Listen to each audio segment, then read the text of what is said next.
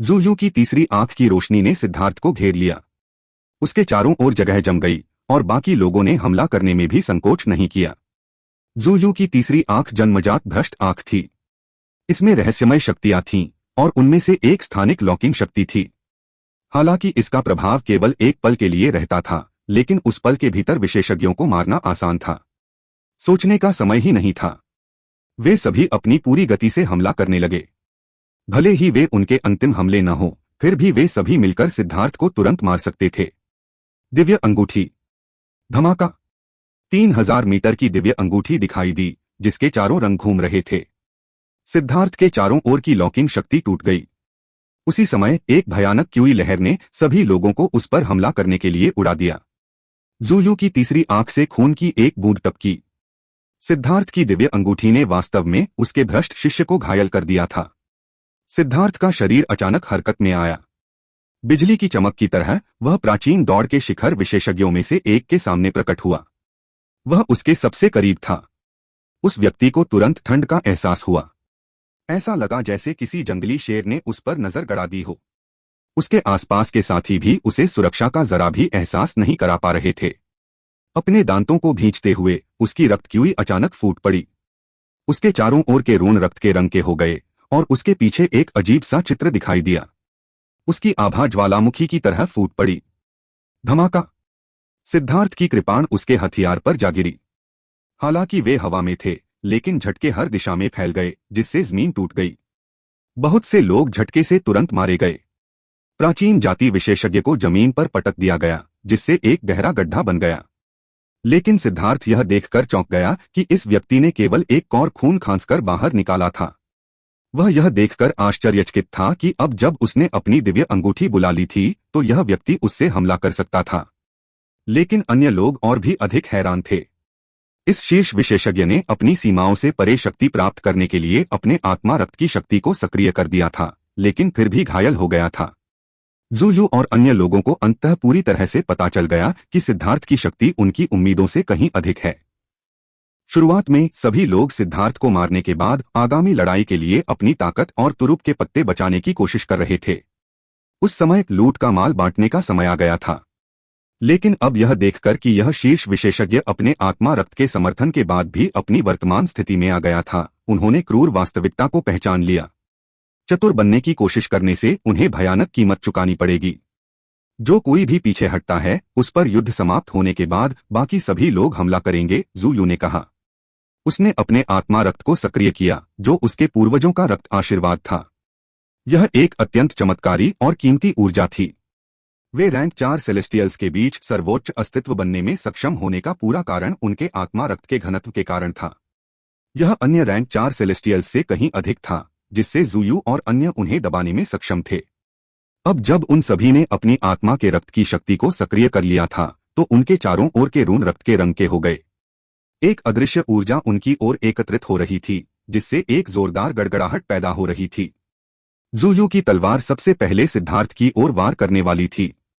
इस तलवार में एक अवर्णनीय ऊर्जा समाहित थी, जिसने इसे चरम सीमा तक भयानक बना दिया था। धमाका। जब सिद्धार्थ ने अपनी कृपाण से उसे रोका, तो वह कई कदम पीछे खिसक गया। जैसा कि अपेक्षित था, स्पिरिट ब्लड का समर्थन अत्यंत शक्तिशाली था। अपनी दिव्य अंगूठी के साथ भी वह पीछे खिसक गया। दूसरी ओर अपने स्पिरिट ब्लड के बावजूद ज़ूयू को लगा कि सिद्धार्थ की शक्ति वाकई भयानक है। स्थिर होने से पहले उसे दर्जनों मीटर पीछे उड़ा दिया गया। जी चांगकोंग, यू चांगहाओ, कावुटू और अन्य चोटी के विशेषज्ञों ने अपनी पूरी ताकत झोंक दी, जिसमें ज़ूयू ने बढ़त बना ली। 6 चोटी के विशेषज्ञों ने पूरी ताकत झोंक दी, उनकी युद्ध शक्ति आसमान को हिला देने वाली थी। ऊपर हवा में सिद्धार्थ ने 6 चोटी विशेषज्ञों के खिलाफ लड़ाई लड़ी। उनकी शक्ति के कारण शून्य लगातार हिल रहा था। युद्ध का मैदान अब 3 भागों में विभाजित हो गया था। सिद्धार्थ की लड़ाई बीच में थी। फिर मिंग-क्यू और अन्य लोग रैंक 4 सेलेस्टियल से लड़ रहे थे। और तीसरी लड़ाई और भी दूर थी, लेकिन इसमें बहुत से लोग शामिल थे। भ्रष्ट पथ, धर्मी पथ और प्राचीन जाति के विशेषज्ञ आदिवासियों, 3 पृथ्वी ड्रैगन और एक red eye sacred blood phoenix के खिलाफ लड़ रहे थे। 4 जादुई जानवर बहुत शक्तिशाली थे और उन्हें रोकने के लिए काफी विशेषज्ञों की मदद लेनी पड़ी। इससे आदिवासियों को फायदा उठाने का मौका मिला। धर्मी मार्ग, भ्रष्ट मार्ग और प्राचीन जातियों को मिलाकर मूल रूप से 70,000 से ज्यादा विशेषज्ञ थे। लेकिन मेंग्क्यू और गोरान के अंतिम हमलों के साथ साथ जादुई जानवरों के शक्तिशाली हमलों के कारण वे 60,000 से भी कम रह गए। सच तो यह है कि उस नुकसान का एक हिस्सा सिर्फ मौतों के कारण नहीं था। कुछ लोग भाग गए थे। बेशक वे लोग धार्मिक मार्ग से थे। एक कारण यह था कि वे बहुत कमजोर थे। रैंक 1 सेलेस्टियल इस स्तर पर लड़ाई में तोप के चारे से अलग नहीं थे। किसी भी यादृच्छिक प्रहार से एक शॉकवेव उन्हें मार सकता था। पहले उन्होंने सोचा था कि जी चांगकों का उत्साहवर्धन करके वे उसके साथ मैत्रीपूर्ण संबंध बना सकते हैं और इसके माध्यम से अपना दर्जा ऊंचा कर सकते हैं। लेकिन अब स्थिति तेजी से बदल रही थी और नियंत्रण से बाहर हो रही थी। भ्रष्ट मार्ग, धार्मिक मार्ग और प्राचीन जातियों के शीर्ष विशेषज्ञों का सामना करते हुए भी सिद्धार्थ अभी भी लड़ने में सक्षम था। उस युद्ध शक्ति ने उन्हें भयभीत कर दिया। उन्हें इस बात का भी अफसोस था कि उन्होंने जी चांगकों को बहुत ज्यादा महत्व दिया था। उनके साथ रिश्ते में निवेश करने का उनका फैसला बहुत ही जल्दबाजी भरा था। अब उनका सबसे अच्छा फैसला यही था कि जब तक संभव हो वे अपनी जिंदगी से पीछे हट जाएं। धर्म मार्ग पर चलने वालों की संख्या पहले 30,000 से ज्यादा थी। एक हिस्सा मर गया तो एक बड़ा हिस्सा चुपके से चला गया। अब जो बचे हैं उनकी संख्या 10,000 से भी कम है। और ये लोग बिना किसी मेहनत के बस जोर जोर से जयकारे लगा रहे थे। वे खुद को जोरदार और बहादुर दिखाने में कामयाब रहे, लेकिन सुरक्षित दूरी बनाए रखने के लिए उन्होंने केवल लंबी दूरी के हमले किए। इस प्रकार के हमले खुजली के अलावा और कुछ नहीं थे, क्योंकि वे अपने दुश्मनों को नाराज करने और उन पर हमला होने से डरते थे। किसी भी मामले में भ्रष्ट मार्ग और प्राचीन जाति के विशेषज्ञ ही सच्चे योद्धा थे जो मौत तक लड़ते रहे। धर्मी मार्ग के सभी विशेषज्ञ कुछ न करते हुए भी जयकारे लगाने में माहिर थे, जिससे बेकार शब्द को एक नया अर्थ मिला। अब आदिवासियों के पास संख्या और व्यक्तिगत शक्ति दोनों बढ़ गई थी। हालांकि अभी तक स्थिति स्पष्ट नहीं हुई थी, लेकिन उनका लाभ बढ़ता ही जा रहा था। तांग वानेर और अन्य लोग मेंग्क्यू को घेरकर उसकी रक्षा कर रहे थे, जबकि वह बाकी सभी की रक्षा करने के लिए सोल सप्रेसिंग टॉवर का इस्तेमाल कर रही थी। साथ ही वह कभी कभी हमले शुरू करने के लिए अपने खजाने की वस्तुओं को सक्रिय करती थी। मेंग्क्यू के पास वर्तमान में सबसे ज्यादा खजाने वाली चीजें थीं। उसके पास कंगन, अंगूठियां और झुमके थे। वास्तव में उसके जूते भी खजाने वाली चीजें थीं। उनमें से ज्यादातर ऊर्जा भंडारण वाली खजाने वाली चीजें थीं। हमला करने के लिए, उन्हें सक्रिय करने के लिए उसे अपने आध्यात्मिक युवान की आवश्यकता नहीं थी। इन ऊर्जा भंडारण खजाने की वस्तुओं का सबसे भयानक पहलू तात्कालिक हमले शुरू करने की उनकी क्षमता थी। वहां उपस्थित सभी लोगों में से मेंग्क्यू ही एकमात्र ऐसी थी जो नजदीकी सीमा पर लड़ाई करने में कुशल नहीं थी। यह सुनिश्चित करने के लिए कि मेंग्क्यू खुद की रक्षा कर सके, सिद्धार्थ ने उस पर सबसे ज्यादा खर्च किया था। उसे 10 से ज्यादा ऊर्जा भंडारण वाली खजाने की वस्तुएं दी। एक कारण यह था कि मेंग्क्यू को उनकी सबसे ज्यादा जरूरत थी, लेकिन दूसरा कारण यह था कि केवल उसके जैसी विशाल आत्मा ऊर्जा वाला व्यक्ति ही इतनी सारी खजाने की वस्तुओं को ठीक से नियंत्रित कर सकता था। मेंग्क्यू, तांग वानेर, गुयांग और यू जिफेंग एक इकाई के रूप में एक साथ काम कर रहे थे। रैंक 4 सेलेस्टियल सभी उनके द्वारा अवरुद्ध थे और वे सभी अपनी आत्मा की वस्तुओं को बनाए रखने के लिए अपनी आत्मा ऊर्जा का एक बड़ा हिस्सा खर्च कर रहे थे। ऐसा मेंग्क्यू को आध्यात्मिक हमले के साथ एक ही शॉट में उन्हें मारने से रोकने के लिए किया गया था। आत्मा साधकों का यही आतंक था। अगर किसी व्यक्ति की रक्षा करने वाली कोई आत्मा वस्तु न हो तो एक ही हमले में मारे जाने का खतरा हमेशा बना रहता था। हर विशेषज्ञ के पास इतनी शक्तिशाली आध्यात्मिक शक्ति नहीं होती। इस कारण वे अपनी पूरी शक्ति को सही तरीके से मुक्त करने में असमर्थ थे। इसलिए दोनों पक्ष गतिरोध की स्थिति में थे। उनसे थोड़ा आगे गोरान था। दोनों हाथों में कृपाण लिए वह 3 रैंक 4 सेलेस्टियल से लड़ रहा था, जिसके कारण वहां से लगातार धातु की आवाज आ रही थी। गोरान से लड़ने वालों को खून की उल्टी करने की इच्छा हो रही थी, क्योंकि गोरान का कवच पूरी तरह से अनैतिक था। इतने लंबे समय तक लड़ने के बाद उन्होंने आखिरकार गोरान के कवच पर दरारें देखीं। इससे वे बहुत खुश हुए। लेकिन इतनी मेहनत के बाद जब कवच आखिरकार टूट गया तो वे लगभग पागल हो गए। उन्होंने जो तोड़ा था वह सिर्फ कवच की बाहरी परत थी। एक बार जब बाहरी परत टूट गई तो कवच का एक बिल्कुल महीन सेट सामने आया। क्या तुम लोग ठीक हो?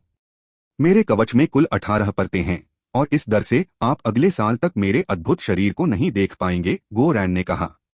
अफट साले, तू बहुत बेशर्म है। गोरैन के शब्दों से उनमें से एक ने सीधे मुंह में खून उगल दिया। वह बेहोश होने के बेहद करीब था। हालांकि वे गुओ रान को अनदेखा करने की हिम्मत नहीं कर पाए और केवल इसी तरह जारी रख सकते थे, अन्यथा वह उनकी सेना पर हमला कर देगा। उसकी मारक क्षमता बहुत अधिक थी, इसलिए भले ही वे उसे मार न सकें, उन्हें उसे रोकना ही था। गुओ रान की तरफ से दोनों पक्ष टालमटोल कर रहे थे, लेकिन वाइल्ड की तरफ से खतरा चारों तरफ से मंडरा रहा था। उस पर 9 विशेषज्ञ हमला कर रहे थे और उनमें से एक ने अपनी लापरवाही के कारण शुरुआत में ही वाइल्ड के हाथों अपनी जान गंवा दी थी। वाइल्ड के हमले उनके लिए बहुत भयानक थे। हमलों से पहले कोई संकेत नहीं था और वे एक साहसी और अनियंत्रित शैली में आए थे। उनमें से सभी 9 उसकी अगली कार्रवाई की भविष्यवाणी करने में असमर्थ थे। सच तो यह है कि वाइल्ड बस बेतरतीब ढंग से अपना हथौड़ा तोड़ रहा था। इससे पहले सिद्धार्थ ने यह मानने से इनकार कर दिया था कि वाइल्ड कोई भी तकनीक नहीं सीख सकता और उसने वाइल्ड को एक चाल सिखाने में पूरा 1 महीना लगा दिया था। लेकिन नतीजा यह हुआ कि वाइल्ड सिर्फ 2 दिनों में ही उसे भूल गया। आजकल सिद्धार्थ वाइल्ड को कुछ भी सिखाने की कोशिश नहीं करेगा, भले ही उसे पीट पीट कर मार डाला जाए। सबसे भयंकर युद्ध सिद्धार्थ के पक्ष में था। उनके आसपास का रेगिस्तान लगातार डूब रहा था। भयंकर टकराव की आभा अविश्वसनीय रूप से तीव्र थी। पूरा युद्ध क्षेत्र एक अजीब संतुलन में आ गया था। मेंग क्यू को अचानक अंतरिक्ष में एक मोड़ महसूस हुआ। एक पतली पारदर्शी तलवार अचानक उसके बगल में प्रकट हुई, जो उसकी पसलियों के बीच की जगह को छेदती हुई आगे बढ़ रही थी। एक पारदर्शी तलवार कहीं से प्रकट हुई, ऐसा लग रहा था जैसे वह अंतरिक्ष से आई हो। वह मेंग क्यू की ओर एक मृत कोण पर आगे बढ़ी। बहन मेंग क्यूई, तान वानेर चिल्लाई। एक वायु विशेषता विशेषज्ञ के रूप में वह स्थानिक उतार चढ़ाव के प्रति बेहद संवेदनशील थी। पानी परिवर्तनशील था, लेकिन हवा हमेशा गति में थी।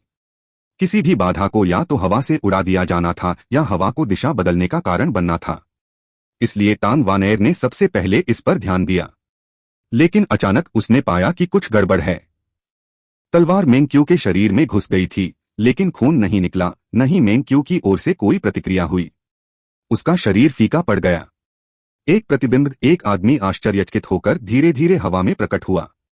विस्फोट मेंग क्यू सैकड़ों मीटर दूर दिखाई दी। हाथ की मुहरों का निर्माण करते हुए एक अदृश्य गोला उसके ऊपर फट गया, जिससे हर जगह पीला पाउडर बिखर गया। वह आदमी तुरंत पीले पाउडर से ढक गया। हालांकि ऐसा लग रहा था कि पाउडर सिर्फ साधारण पाउडर था। इसमें कोई आक्रामक शक्ति नहीं थी। यह छिपकर हमला करने वाला व्यक्ति स्वाभाविक रूप से ब्लडकिल हॉल का शीर्ष हत्यारा हुआंग जुन्मो था।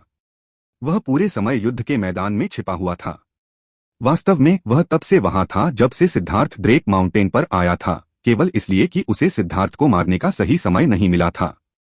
जब सिद्धार्थ ड्रेक माउंटेन पर पहुंचा था तो उसे लगा था कि कुछ गड़बड़ है। हालांकि वह सटीक कारण नहीं बता पाया था। ऐसा लग रहा था जैसे कोई विशेषज्ञ उसे घूर रहा हो, लेकिन वह विशेषज्ञ की स्थिति को भांपने में असमर्थ था। इस वजह से वह अपनी सुरक्षा बनाए रखने के लिए मजबूर हो गया था। केवल एक ही व्यक्ति था जो उससे अपना अस्तित्व छिपा सकता था, वह था हुआंग जुन्मो जैसा शीर्ष हत्यारा। इसलिए सिद्धार्थ ने मेंग को यहां आने के लिए कुछ निर्देश दिए थे। उसने पूरे समय एक सुरक्षात्मक खजाने की वस्तु को सक्रिय रखा था। यह एक बेहद खास खजाना वस्तु थी। जब वह नजदीकी हमले की चपेट में आने वाली होती तो यह उसे तुरंत दूर भेज देती। इस तरह की ट्रेजर आइटम आम तौर पर बहुत काम की नहीं थी, लेकिन मेंग के लिए यह अमूल्य थी। वह नजदीकी रेंज में नहीं लड़ती थी, इसलिए इस तरह की ट्रेजर आइटम व्यावहारिक रूप से उसके लिए बनी थी। हालांकि इसे एक बार इस्तेमाल करने से इसकी सारी ऊर्जा खत्म हो जाती, लेकिन बस एक बार इस्तेमाल करना ही काफी था। जैसे ही मेंग ने ट्रेजर आइटम को सक्रिय किया, उसने सिद्धार्थ द्वारा दिए गए गोले को भी विस्फोटित कर दिया। सुनहरे पाउडर से तेज बदबू और रोशनी निकल रही थी। हुआंग जुन्मो के पास उन्हें अल्पावधि में मिटाने का कोई तरीका नहीं था। उन्होंने मूल रूप से हुआंग जुन्मो की आत्म छिपाने की क्षमताओं को तोड़ दिया था। हुआंग जुन्मो के चेहरे पर भाव बदल गए। उसे तुरंत एहसास हो गया कि क्या हो रहा है। सिद्धार्थ की भविष्यवाणी सही थी। हुआंग जुन्मो उसे मारने या उसके सबसे महत्वपूर्ण लोगों में से किसी की हत्या करने के अवसर की ताक में बैठा होगा ताकि वह पागल हो जाए। हत्यारों के साथ अपने अनुभव के अनुसार अगर उन्हें एक ही झटके में उसे मार डालने की गारंटी नहीं होती तो वे कार्रवाई नहीं करते। भले ही वह हुआंग जुन्मो को अपने ऊपर हमला करने के लिए उकसाने की कोशिश करता, लेकिन हुआंग जुन्मो के हत्या के विशाल अनुभव के साथ यह संभावना नहीं थी कि वह इसके लिए तैयार हो। इसके बजाय यह उजागर हो जाएगा कि उसने उसे भांप लिया था। इसलिए सिद्धार्थ का अनुमान था कि हुआंग जुन्मो उसे क्रोधित करने के लिए उसकी महिलाओं में से किसी एक को मार देगा। वह पुरुषों में से किसी एक को नहीं चुनेगा, क्योंकि किसी पुरुष को क्रोधित करने का सबसे आसान तरीका उसकी महिलाओं को निशाना बनाना है। सिद्धार्थ को पूरा भरोसा था कि हुआंग जुन्मो तांग वानेर या मेंग क्यूई में से किसी एक को चुनेगा। एक वायु विशेषता विशेषज्ञ के रूप में तांग वानेर अपने आसपास के अंधीन वायु तत्व में डूबी हुई थी, जिससे वह स्थानिक उतार चढ़ाव के प्रति बेहद संवेदनशील हो गई थी। इस प्रकार हुआंग जुन्मो के लिए उसके पास जाना मुश्किल होगा। जहां तक मेंग क्यू की बात है, वह एक आत्मा साधक थी। हालांकि उसकी आध्यात्मिक शक्ति बहुत अच्छी थी और वह आभा के प्रति भी संवेदनशील थी, लेकिन जब वह अपने दुश्मनों पर ध्यान केंद्रित कर रही थी तो उसके लिए उसके पास जाना आसान होगा। इसलिए सिद्धार्थ को लगभग यकीन था कि वह मेंग क्यू पर हमला करना चुनेगा। हुआंग जुन्मो, तुम आखिरकार प्रकट हो गए। मैं लंबे समय से तुम्हारा इंतजार कर रहा था। 4 स्टार बैटल आर्मर। सिद्धार्थ की आंखों में सितारे चमक उठे और उसके शरीर से एक धमाकेदार आवाज निकली। उसकी आभा एक जागृत ड्रैगन की तरह फूट पड़ी। धमाका! ज़ुयू और अन्य लोग एक भयानक क्यूई लहर से तुरंत उड़ गए। वे भयभीत होने से खुद को नहीं रोक पाए। सिद्धार्थ वास्तव में खुद को रोक रहा था। 4 सितारा युद्ध कवच को बुलाने के बाद वह एक युद्ध देवता की तरह प्रकट हुआ। एक ही कदम के साथ उसने अपनी तलवार को नीचे गिराते हुए अपने और हुआंग जुन्मो के बीच की दूरी को कम कर दिया। हुआंग जुन्मो के चेहरे पर भाव बदल गए। उसे उम्मीद नहीं थी कि उसकी हत्या की पूरी कोशिश नाकाम हो जाएगी और वह सिद्धार्थ के जाल में फंस जाएगा। अब उसके पास खुद को छिपाने का कोई रास्ता नहीं था। ब्लड फिएंड ग्रैंड फॉर्मेशन, स्वर्ग और पृथ्वी का विलय, हुआंग जुन्मो चिल्लाया। उसने तुरंत अपने स्पिरिट ब्लड को सक्रिय किया और अपनी शक्ति को चरम पर पहुंचाने के लिए एक गुप्त तकनीक का इस्तेमाल किया। धमाका! शून्य में दृश्यमान लहरें दिखाई दी। हालांकि गुयांग और अन्य लोगों को मेंग क्यू ने सूचित कर दिया था और वे पीछे हट गए थे, फिर भी वे उन लहरों से टकरा गए। उन तरंगों ने उन्हें और उनसे लड़ने वाले चौथे दर्जे के दिव्य प्राणियों को भी झकझोर दिया। उन्हें ऐसा लगा जैसे पहाड़ जैसा कोई हथौड़ा उनके शरीर पर टूट पड़ा हो और वे सब खून की उल्टी करने लगे। केवल मेंग क्यू और तांग वानेर की स्थिति थोड़ी बेहतर थी। मेंग क्यू पहले ही बहुत दूर निकल चुका था, जबकि तांग वानेर बहुत तेज था। लेकिन वे दोनों और भी दूर उड़ गए। जैसे जैसे लहरें जमीन पर फैलती गईं, विस्फोटक ध्वनियां गूंजने लगीं। हुआंग जुन्मो खून की उल्टी करते हुए रेगिस्तान में गिर पड़ा। जहां वह उतरा, वहां लड़ रहे लोगों को रेत की लहर ने निगल लिया।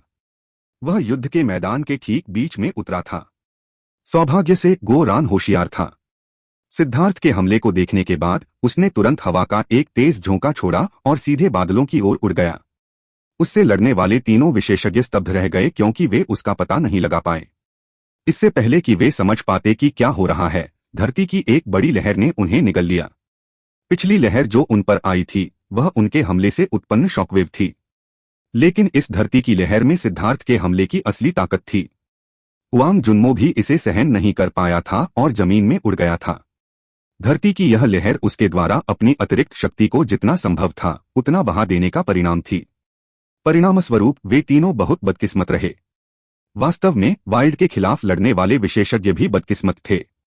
वे उस लहर के सामने चींटियों की तरह थे। पृथ्वी की उस लहर के भीतर की ऊर्जा ने उनके शरीर को टुकड़े टुकड़े कर दिया और सैकड़ों अन्य आकृतियां उड़कर टुकड़े टुकड़े हो गईं। वे आकृतियां इससे पहले भी छिपी हुई थीं, लेकिन जब वह भूतरंग फूटी तो वे छिप नहीं सकीं। उन्होंने भागने की कोशिश की थी, लेकिन वे बहुत धीमी थीं। ये लोग ब्लडकिल हॉल के कुलीन हत्यारे थे। उन्होंने अनगिनत विशेषज्ञों को भय से कांपने पर मजबूर कर दिया था, लेकिन अब वे कचरे में बदल गए थे। हत्यारों का सबसे मजबूत पहलू उनकी हत्या करने की कला थी। उनकी युद्ध शक्ति छिपकर हमला करने और भागने में निहित थी। बचाव एक ऐसी चीज थी जिसे वे तुच्छ समझते थे, अन्यथा पहला हमला विफल होने पर भागने का हत्यारे का पंथ नहीं होता। भले ही उनके पास सभी क्षेत्रों में मार करने की शक्ति थी, लेकिन उनकी रक्षात्मक क्षमता मूल रूप से शून्य थी। इस एक हमले ने ब्लडकिल हॉल के सभी कुलीन लोगों को मार डाला था। अगर यह खबर प्रसारित होती तो संभवतः पूरी दुनिया हिल जाती। ब्लडकिल हॉल के शिष्यों को बढ़ाने का तरीका बेहद सख्त था। इस हमले ने मूल रूप से ब्लडकिल हॉल के प्रतिभाशाली शिष्यों की इस पीढ़ी को मार डाला था। बॉस वाकई बहुत क्रूर है। वह और भी ज्यादा खतरनाक होता जा रहा है। गो रान एक ही फाट से हवा में उड़ गया था। नीचे के भयावह दृश्य और उन विशेषज्ञों को बुरी तरह से खून की उल्टी करते देखकर उसके रोंगटे खड़े हो गए। उसने अपने माथे से पसीना पोंछने की कोशिश की, लेकिन भूल गया कि उसने हेलमेट पहना हुआ है। पृथ्वी की लहर को तेजी से फैलते हुए देखकर गो रैन ने सांस रोक ली। ली क्यू, जल्दी करो। महान पृथ्वी संरक्षण। सोंग मिंगवान ने देखा कि यह पृथ्वी की लहर उन्हें प्रभावित करेगी, चाहे वे कितनी भी दूर क्यों न हो। अगर वे प्रभावित होते तो उनमें से कई लोग थे जो संभवतः इसे सहन नहीं कर पाते। धमाका! एक विशाल गुंबद ने सभी को ढक लिया, उन्हें पृथ्वी की लहर से बचा लिया। बाहर खड़े विशेषज्ञ अचंभित थे। उनके पास ज्यादा सोचने का समय नहीं था। वे इतनी तेजी से भागे कि ऐसा लगा कि वे चाहते थे कि वे अपने तीसरे पैर का भी इस्तेमाल कर सकें।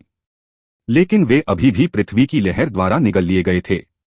लहर हजारों मील तक फैली हुई थी। ली क्यू और सोंग मिंगयुआन की सुरक्षा एक बहुत बड़े क्षेत्र को कवर कर रही थी, और फिर भी वे इसे सहन करने में कामयाब रहे। जब लहर गुजरी तो लोग डर से भरकर जमीन से छछूंदर की तरह बाहर निकल आए। वे इस समय एक बहुत बड़े गड्ढे में थे। ऐसा लग रहा था जैसे कोई उल्का इस जगह से टकराई हो। क्या यह वास्तव में मानव की शक्ति है? फाउंडेशन फोर्जिंग जनजाति के नेताओं में से एक ने बुदबुदाया। खतरा टल गया है। सभी लोग पूरी ताकत से आगे आएं। अब दया की कोई जरूरत नहीं है। हमें अपने दुश्मनों के खून की जरूरत है।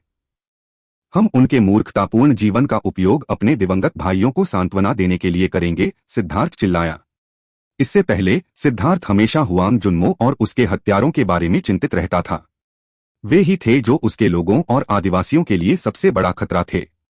अब वह खतरा टल गया था। अब समय आ गया था कि उसे छोड़ दिया जाए और कत्लेआम शुरू किया जाए। मार डालो। आदिवासियों ने अपने मारे गए आदिवासियों के बारे में सोचा और अपने सबसे करीबी दुश्मनों की ओर दौड़ पड़े। दर्द लोगों को गुस्सा दिलाता था। दर्द लोगों को पागल बना देता था। लेकिन दर्द किसी व्यक्ति को बहादुर और दृढ़ भी बना सकता है। हुआंग जुन्मो मरा नहीं है। सब लोग मिलकर सिद्धार्थ को मार डालो, यू चांगहाओ चिल्लाया। उसे अभी भी हुआंग जुन्मो की आभा का एहसास था और उसे सिद्धार्थ को मारने के लिए सभी की शक्ति जुटानी थी। सिद्धार्थ अपने दूसरे हमले की तैयारी में था, इसलिए वे सभी उसे रोकने के लिए आगे बढ़े। चलो आज मामले को सुलझा लेते हैं। सिद्धार्थ ने ब्लड रिंकर को कसकर पकड़ लिया। उसके अंदर से युद्ध की भावना फूट रही थी। अब समय आ गया था कि उनके सारे गिले शिकवे दूर कर दिए जाएं। ज़ुयू ने सबसे पहले अपना हमला शुरू किया। एक विशाल हड्डी का पंजा आगे की ओर बढ़ा, जिससे एक बुरी हवा निकली। इसके रून पहले से बिल्कुल अलग थे। ज़ुयू द्वारा पोषित होने के बाद यह अधिक मजबूत और अधिक भयावह हो गया था। हड्डी का पंजा पहाड़ जितना बड़ा था और वह सिद्धार्थ की ओर बढ़ रहा था। ज़ुयू अब कोई तुरुप का पत्ता नहीं छिपा रहा था। उसे एहसास हो गया था कि अब पीछे हटना बहुत ही मूर्खतापूर्ण काम था। सिद्धार्थ की शक्ति उसकी उम्मीदों से कहीं ज्यादा थी। यह केवल इसलिए था क्योंकि वे पीछे हट रहे थे, इसलिए सिद्धार्थ उनमें से एक को मारने में कामयाब हो गया था। अगर वे इतनी मूर्खता करते रहे तो परिणाम अकल्पनीय होंगे। शुरुआत में उसने सिद्धार्थ से अकेले लड़ने की अपनी योजना को एक तरफ रख दिया था और दूसरों के साथ मिलकर काम किया था, क्योंकि उसे चिंता थी कि हारने के बाद सिद्धार्थ भाग जाएगा। लेकिन अब उसे एहसास हुआ कि अगर वे पीछे हटते रहे तो भागने वाले वे ही होंगे। दुष्ट ड्रैगन बोन क्लॉ ने एक भयानक शक्ति छोड़ी। उसने जो दुष्ट हवा छोड़ी उससे ऐसा लग रहा था मानो हजारों भूत चीख रहे हों और जान की मांग कर रहे हों। बूम! सिद्धार्थ ने स्प्लिट द हेवंस का इस्तेमाल किया, लेकिन वह पीछे हट गया। अब जब ज़ुयू पूरी ताकत से आगे बढ़ रहा था तो वह बेहद शक्तिशाली था। सिद्धार्थ ने अभी ज़ुयू के हड्डी के पंजे को रोका ही था कि एक सुनहरा पंख नीचे गिरा। यह पंख रून से बना था और 1 मील लंबा था। इसने चकाचौंध करने वाली रोशनी छोड़ी। यू चांगहाओ के पास गोल्डन विंग ब्लड फाल्कन की वंशावली थी। प्राचीन समय में गोल्डन विंग ब्लड फाल्कन अपनी शक्ति के लिए प्रसिद्ध था। ऐसा कहा जाता था कि वे गोल्डन पेंग के वंशज थे और उनके पंख उनके सबसे बड़े हथियार थे। यू चांगहाओ भी अब पीछे नहीं हट रहा था। उसके पीछे की भ्रामक छवि एक विशाल सुनहरे पंख में बदल गई जो सिद्धार्थ की ओर बढ़ गई। सिद्धार्थ की अभिव्यक्ति गंभीर थी, लेकिन वह हैरान नहीं था। उसे बहुत पहले से पता था कि ये लोग गुप्त इरादे छिपा रहे थे और अपनी अधिकांश शक्ति को रोके हुए थे। उसे मारने के बाद वे युद्ध की लूट पर लड़ने के लिए उस शक्ति पर भरोसा करेंगे। लेकिन अब उन्हें आखिरकार खतरा महसूस हुआ और उन्होंने पीछे हटना बंद कर दिया। यह युद्ध शक्ति उसकी उम्मीदों के अनुरूप थी। यू चांगहाओ के हमले के सामने सिद्धार्थ पीछे नहीं हटा। ब्लड ड्रिंकर के रून प्रसारित हुए। उसके 4 सितारों और 4 क्यूई समुद्रों की ऊर्जा आगे बढ़ी। धमाका।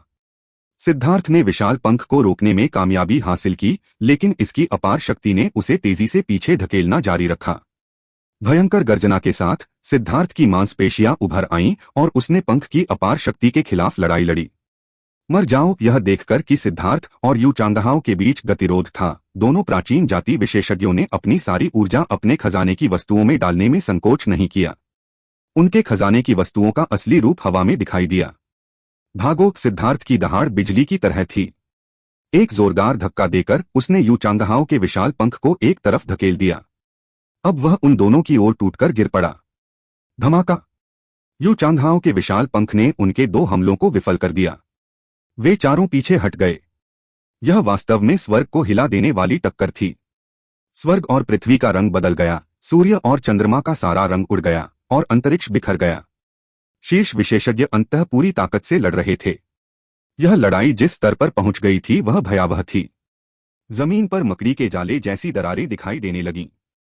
दूर बैठे विशेषज्ञों के पास लड़ाई बंद करने और झटकों से बचाव पर ध्यान केंद्रित करने के अलावा कोई विकल्प नहीं था। इसे सहने के बाद, चाहे वह आदिवासी हों, धर्मी मार्ग, भ्रष्ट मार्ग या प्राचीन जातियां, सभी ने लड़ना बंद कर दिया। एक साथ इकट्ठा होकर वे और भी पीछे हट गए। अब उन्हें एहसास हुआ कि उनकी लड़ाई बच्चों के बीच के खेल से अलग नहीं थी। असली लड़ाई तो वही थी। अगर वे लड़ते रहे तो दुश्मनों द्वारा मारे जाने से पहले ही वे शॉकवेव से मारे जाएंगे। Remote heaven dragon trapping net Ji Changkong ने भी आखिरकार कार्रवाई की। वह जादुई कलाओं में माहिर था और उसने जो हाथ की मुहरें बनाई उनसे शून्य कांपने लगा। हर दिशा से हवा में लाखों जंजीरें दिखाई दीं जो सिद्धार्थ की ओर बढ़ रही थीं। यह एक बहुत ही भयानक जादुई कला थी और इसका दायरा विशेष रूप से आश्चर्यजनक था। ये जंजीरें कई हजार मील के क्षेत्र को कवर करती थीं, जिससे कोई भी बच नहीं सकता था। सिद्धार्थ इसे केवल सीधे ही प्राप्त कर सकता था। जैसे ही जंजीरें बनी, सिद्धार्थ का दिल हिल गया। उसने उम्मीद नहीं की थी कि जादुई कलाओं पर जी चांगकोंग का नियंत्रण इतने परिष्कृत क्षेत्र तक पहुंच जाएगा। उसने कृपाण क्यूई का एक वार किया जो जंजीरों पर लगा, लेकिन वे टूटी नहीं। जंजीरें लचीली थीं, जिससे उन पर ज्यादा जोर नहीं पड़ा। वे सिद्धार्थ की ओर लगातार वार करती रहीं। सिद्धार्थ, यह मेरा remote heaven dragon trapping net है। यह एक गुप्त कला है जिसे मेरा रिमोट हेवन गैंग दूसरों के साथ साझा नहीं करता है। यह अतुलनीय रूप से मजबूत है, यहां तक कि ड्रैगन को भी फंसाने में सक्षम है। तुम बच नहीं पाओगे, जी चांगकोंग ने अपने हाथ की मुहरों को नियंत्रित करते हुए व्यंग्य किया। Remote heaven dragon trapping net उनकी सबसे मजबूत तकनीक थी। एक के खिलाफ एक में वह किसी को भी जाल में फंसाने का आत्मविश्वास रखता था। बस इस एक तकनीक ने उसे अजेय बना दिया। तुम जिन ड्रैगन्स की बात कर रहे हो वे निश्चित रूप से असली ड्रैगन्स नहीं हैं। ड्रैगन्स की शक्ति ऐसी चीज नहीं है जिसे तुम जैसे मूर्ख समझ सकें। देखो मैं तुम्हारा कचरा जाल कैसे तोड़ता हूं। सिद्धार्थ ने ब्लड ड्रिंकर को पाला। इसके रून तेजी से प्रसारित हुए और यह तेजी से बढ़ता गया, बादलों और जंजीरों को भेदता हुआ। ब्रेक। ब्लड ड्रिंकर के रून अचानक जम गए और भयानक लहरें फूट पड़ी। लहरों ने एक एक करके जंजीरों को नष्ट कर दिया। असंभव। जी चांगकोंग को अपनी आंखों पर विश्वास नहीं हुआ। सिद्धार्थ ने अब ब्लड ड्रिंकर के असली शरीर को बुलाया था। यह ब्लड ड्रिंकर की सबसे मजबूत अवस्था थी। ब्लड ड्रिंकर एक पीक ग्रेड ट्रेजर आइटम था और इतने लंबे समय तक उसकी आत्मा द्वारा पोषित होने के बाद उनका संबंध बेहद करीबी था। इसकी शक्ति ऐसी नहीं थी जिसकी तुलना अन्य पीक ग्रेड ट्रेजर आइटम कर सकें। जंजीरें स्वर्गीय दाओ की जंजीरें थीं और उन्हें तोड़ना असंभव होना चाहिए था। सभी साधक स्वर्गीय दाओ के प्रति सम्मान और भय महसूस करते थे। यह एक सहज दमन था। चाहे कोई व्यक्ति कितना भी निर्लज्ज क्यों न हो, वह स्वर्ग के विरुद्ध लड़ने की हिम्मत नहीं करेगा। Remote heaven dragon trapping net का नाम वास्तव में दूसरों को डराने के लिए एक चाल थी। स्वर्गीय दाओ दमन पर भरोसा करते हुए फिर डराने वाला नाम जोड़कर इसने ऐसा बनाया कि दूसरे लोग वापस लड़ने की इच्छा भी नहीं बना पाएंगे। इसने एक व्यक्ति की इच्छा शक्ति को नष्ट कर दिया और फिर उसे आसानी से फंसा लिया। लेकिन सिद्धार्थ के खिलाफ इस तरह की चाल बेकार थी। उन भयानक स्वर्गीय विपत्तियों के सामने उसने कभी अपना सिर नहीं झुकाया था। पिछली बार वह सच्ची स्वर्गीय दाओ बिजली की जंजीरों से बंधा भी था, लेकिन फिर भी उसने आकाश के गुंबद को फाड़ दिया था। क्या जी चांगकोंग उसे इन जंजीरों में फंसाने की कोशिश करके मजाक करने की कोशिश कर रहा था? सच तो यह है कि ब्लड ड्रिंकर की शक्ति ने इन जंजीरों को नष्ट नहीं किया था। इसके बजाय अपनी शक्ति जारी करते हुए इसने सिद्धार्थ की बेजोड़ इच्छा शक्ति को भी मुक्त कर दिया था। सिद्धार्थ की इच्छा शक्ति के सामने स्वर्गीय दाओस की इच्छा शक्ति को भी टूटना पड़ा। स्वर्गीय दाओ की इच्छा के बिना ये जंजीरें सिर्फ साधारण स्वर्गीय दाओ ऊर्जा से बनी थीं। यही कारण था कि वे आसानी से ढह गईं। सिद्धार्थ, मेरे शैतानी आत्मा के कब्जे वाले भ्रष्ट शव पुनर्जन्म का स्वाद चखो। सिद्धार्थ ने अभी remote heaven dragon trapping net तोड़ा ही था कि एक विशाल आकृति उसके सामने प्रकट हुई। उन सभी बेहतरीन चालों के सामने सिद्धार्थ की अभिव्यक्ति बेहद नीरस थी। लेकिन वर्तमान का वुतु को देखकर वह चौंक गया। का वुतु का पूरा शरीर काला पड़ गया था। वह एक लाश की तरह लग रहा था और उसका सिर भी गायब हो गया था। उसने एक बड़ी कुल्हाड़ी से सिद्धार्थ पर हमला किया। सिद्धार्थ ने इस तरह की तकनीक पहले कभी नहीं देखी थी।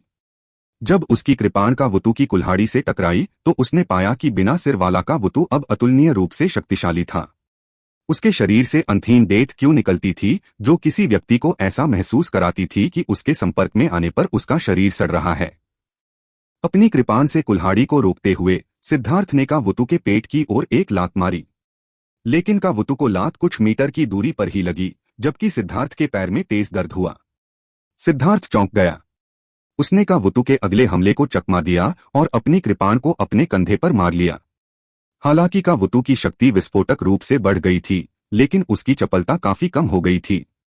हैरानी की बात यह है कि जब उसकी कृपाण का वुतु के शरीर पर गिरी तो उससे धातु की कुछ आवाज आई।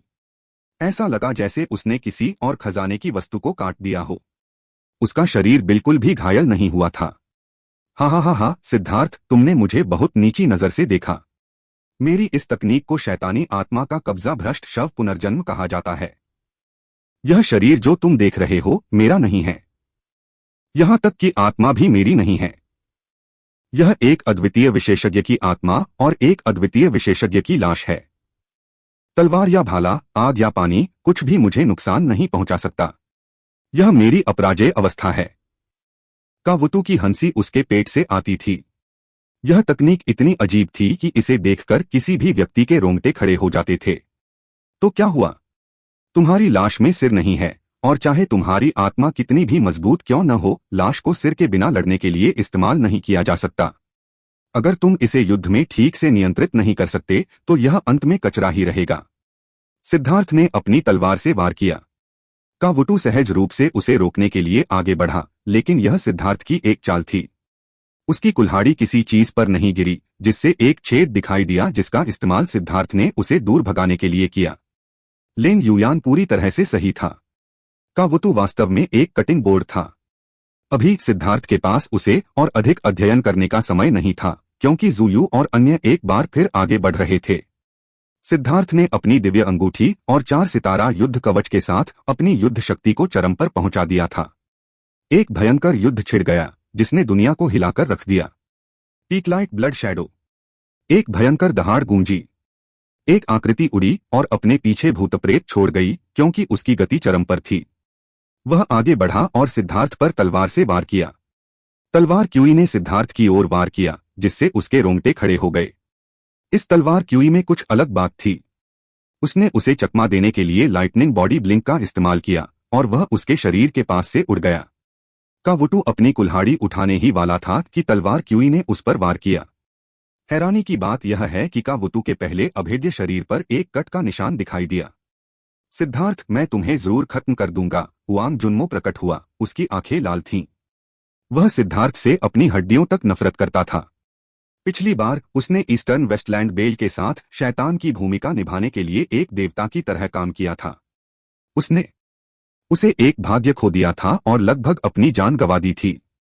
यह उसके लिए बहुत बड़ा अपमान था। वह उस समय से ही इंतजार कर रहा था जब सिद्धार्थ ड्रेक माउंटेन पर पहुंचा था, लेकिन उसे एक ही वार में मारने का मौका नहीं मिला था। उसे एक ही वार में मार डालने का भरोसा किए बिना उसने हमला नहीं किया था। अब तक उसने अपनी हत्या की कोशिशों में कभी भी असफलता नहीं पाई थी, सिवाय उस समय के जब उसने इंसेक्ट आइलैंड पर सिद्धार्थ पर हमला किया था।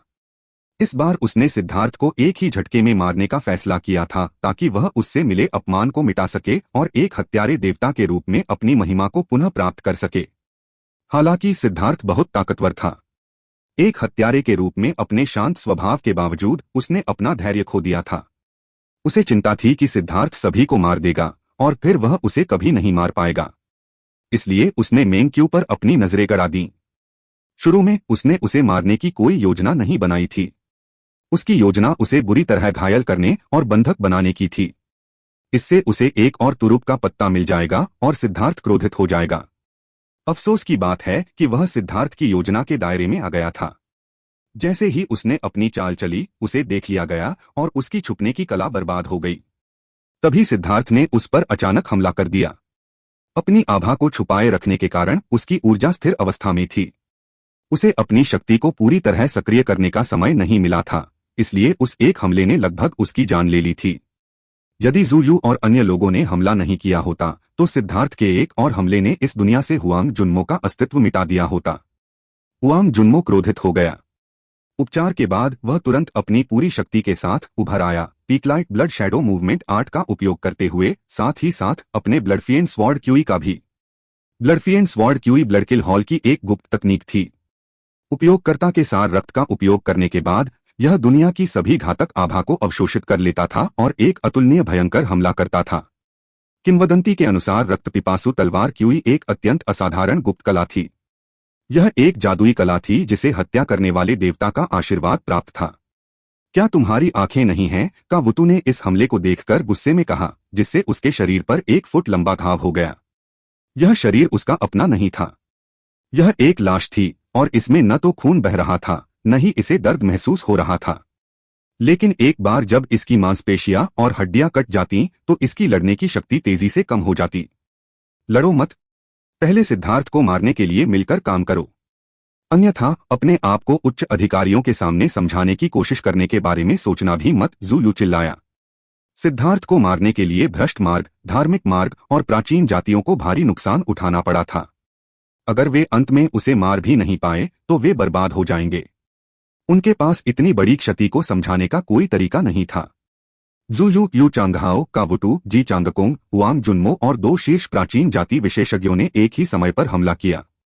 उनके हाथों में मौजूद खजाने की वस्तुओं ने चकाचौंध करने वाली रोशनी छोड़ी, क्योंकि उनके हथियारों के विशाल प्रक्षेपण हवा में दिखाई दिए। 7 विशेषज्ञों ने अपने खजाने की वस्तुओं के असली रूप को बुलाने के लिए अपने आध्यात्मिक युवान का बलिदान कर दिया था। अभी उनके लिए सिद्धार्थ को मारने से ज्यादा महत्वपूर्ण कुछ नहीं था। ब्लडरिंकर, देखते हैं तुम कितने ताकतवर हो। सिद्धार्थ ने गहरी सांस ली और उसके चारों समुद्रों की ऊर्जा ब्लडरिंकर में भर गई। हवा में 300 मीटर की तलवार दिखाई दी।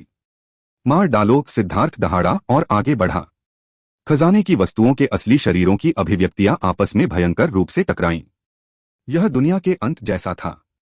दूर के विशेषज्ञ केवल प्रकाश को फूटते हुए देख पा रहे थे, उस प्रकाश में कुछ भी देखने में असमर्थ थे। वे सभी इस युद्ध के स्तर से स्तब्ध थे। इस भयावह युद्ध को देखकर मेंकी और अन्य लोगों को भी पसीना आ रहा था, हालांकि उन्हें सिद्धार्थ पर भरोसा था। वे सभी लोग स्वर्गीय प्रतिभाशाली लोग थे जो दुनिया को हिला सकते थे। उन सभी के पास अपराजय होने की किंवदंतियां थीं। लेकिन सिद्धार्थ एक ही समय में उनमें से 7 का सामना कर रहा था, जिससे उनके दिल उनके गले में उतर आए। अच्छा नहीं, बॉस हारने लगे हैं। गुयांग की अभिव्यक्ति अचानक बदल गई। वे एक अगरबत्ती के बराबर समय तक बराबरी से लड़ते रहे थे। 7 के खिलाफ 1 होने के बावजूद सिद्धार्थ शुरू में नुकसान में नहीं था। लेकिन जैसे जैसे समय बीतता गया, उनमें से 7 धीरे धीरे दूसरों की आक्रमण शैलियों के अभ्यस्त हो गए। उनका सहयोग बढ़ रहा था और वे अब सिर्फ अपने दम पर नहीं लड़ रहे थे। सिद्धार्थ को लगातार पीछे हटने के लिए मजबूर होना पड़ रहा था। यह देखकर सभी के दिल दहल गए। वाइल्ड बाहर निकलने ही वाला था कि मेंग्क्यू ने उसे रोक लिया। शायद पूरे ड्रैगन ब्लड लीजन में केवल वाइल्ड के पास इस स्तर पर लड़ाई में भाग लेने की शक्ति थी। लेकिन वाइल्ड को किसी भी युद्ध की रणनीति की समझ नहीं थी। दूसरों के साथ सहयोग करना तो दूर की बात थी। अगर वह जल्दबाजी में प्रवेश करता तो एक मौका था कि वह उनमें से किसी एक को तुरंत मार सकता था। लेकिन अगर वे गतिरोध में थे तो यह देखते हुए कि उनमें से 7 सैकड़ों लड़ाइयों के अनुभवी थे, यह धीरे धीरे वाइल्ड के लिए खतरनाक हो जाएगा और उनमें से किसी एक को तुरंत मारने में कामयाब होने की संभावना बेहद कम थी। उस समय सिद्धार्थ को वाइल्ड की देखभाल करनी होगी। यह इसके लायक नहीं था। जब तक सिद्धार्थ वास्तव में एक गंभीर स्थिति में नहीं था, वे हस्तक्षेप नहीं कर सकते थे। सिद्धार्थ, अब तुम्हें कोई नहीं बचा पाएगा, ज़ूयू ने अपने हड्डी के पंजे से हमला करते हुए चिल्लाया। सच तो यह है कि ज़ूयू और अन्य लोग सिर्फ सिद्धार्थ की युद्ध क्षमता से ही नहीं, बल्कि उसके हाथों में मौजूद रक्तरंग की तलवार से भी हैरान थे। इतने लंबे समय तक लड़ने और अपने ही शीर्ष ग्रेड के खजाने के सामान के खिलाफ इतनी बार भिड़ने के बाद भी उस कृपाण को जरा भी नुकसान नहीं हुआ। दूसरी ओर यह उनके शीर्ष ग्रेड के खजाने के सामान जैसे कि हड्डी का पंजा और यू चांगहाओ का धनुष था जो अपने टूटने के बिंदु पर पहुंचने लगे थे। वांग जुन्मो के लिए उसकी पारदर्शी तलवार में कई छोटे छोटे निशान थे, जिससे वह अविश्वसनीय रूप से परेशान हो गया था। एकमात्र सुकून देने वाली बात यह थी कि वे आखिरकार एक दूसरे की लय को समझ गए थे और आखिरकार सिद्धार्थ को नुकसान में डालने में सक्षम थे। अब स्थिति उसके लिए खतरनाक थी। सिद्धार्थ के पास यह मानने के अलावा कोई विकल्प नहीं था कि वे सातों बहुत ताकतवर थे। यह सौभाग्य की बात थी कि उसने शुरुआत में ही एक को मार दिया था, वरना उसकी वर्तमान दुर्दशा और भी दयनीय होती। मरना। अचानक उन सातों ने एक संयुक्त हमला किया। उनके साथ हथियारों की ऊर्जा एक साथ मिल गई, जिससे एक अतुलनीय भयानक हमला हुआ। यह संयुक्त हमला खामियों से भरा था क्योंकि वे इसका पहली बार इस्तेमाल कर रहे थे, लेकिन फिर भी यह बेहद शक्तिशाली था। जैसे ही यह दिखाई दिया, मेंग क्यू और अन्य लोगों ने अपनी मुट्ठी बांध ली। धमाका। सिद्धार्थ ने स्प्लिट द हेवंस के दूसरे रूप का इस्तेमाल किया और ब्लडरिंकर की सारी शक्ति बाहर निकाल ली, लेकिन वह फिर भी उड़ गया और खून की उल्टी करने लगा। अगर यह सच नहीं होता कि उसने असली ड्रैगन सार रक्त को परिष्कृत करना शुरू कर दिया था, अपने भौतिक शरीर को पूरी तरह से बदल दिया था, तो वह बहुत पहले ही नष्ट हो गया होता।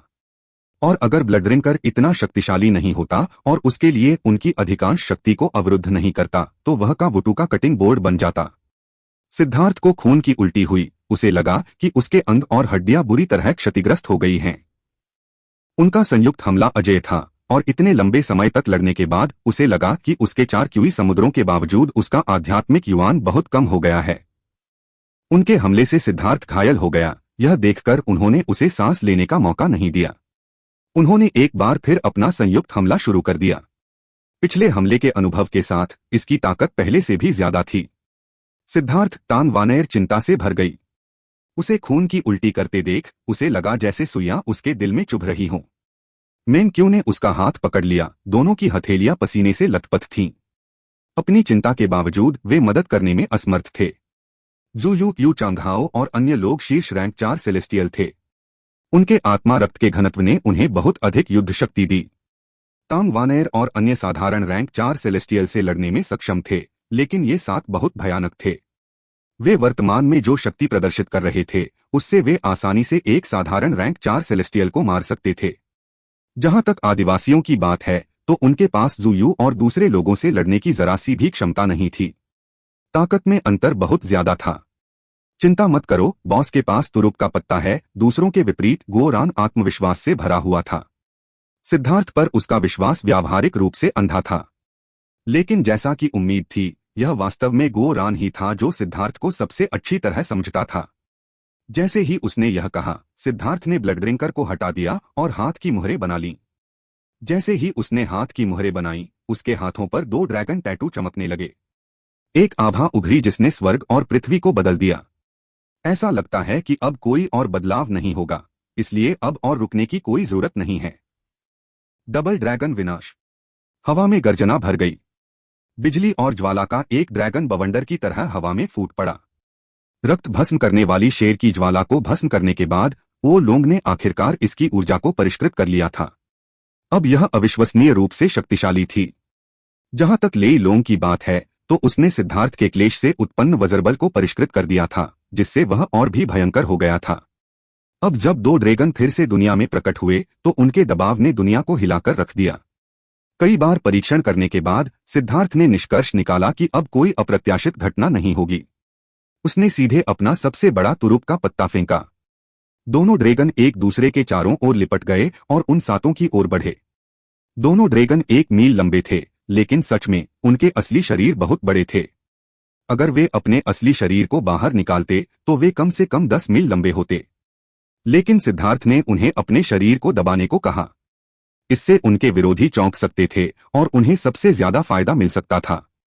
सभी की भयभीत निगाहों के सामने डबल ड्रैगन के हमले ने जू यू और अन्य के संयुक्त हमले को बेरहमी से मारा। एक चमकदार रोशनी फूट पड़ी और यहां तक कि तारे भी कांप उठे। जू यू और अन्य लोग यह देखकर हैरान रह गए कि उनका संयुक्त हमला दो ड्रैगन के पहले प्रहार को भी झेलने में असमर्थ था। उनका हमला तुरंत फट गया और फिर दोनों ड्रैगन उनकी ओर दौड़ पड़े। मौत की एक भयावह अनुभूति उनके दिलों में भर गई।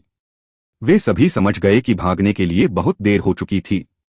जू यू सबसे पहले हरकत में आया। उसकी तीसरी आंख से एक रक्तलाल किरण निकली और हड्डी के पंजे पर जा गिरी। जू यू भ्रष्ट ड्रैगन बोन क्लॉ को अपना सार रक्त खिला रहा था ताकि उसकी सबसे बड़ी शक्ति बाहर आ सके।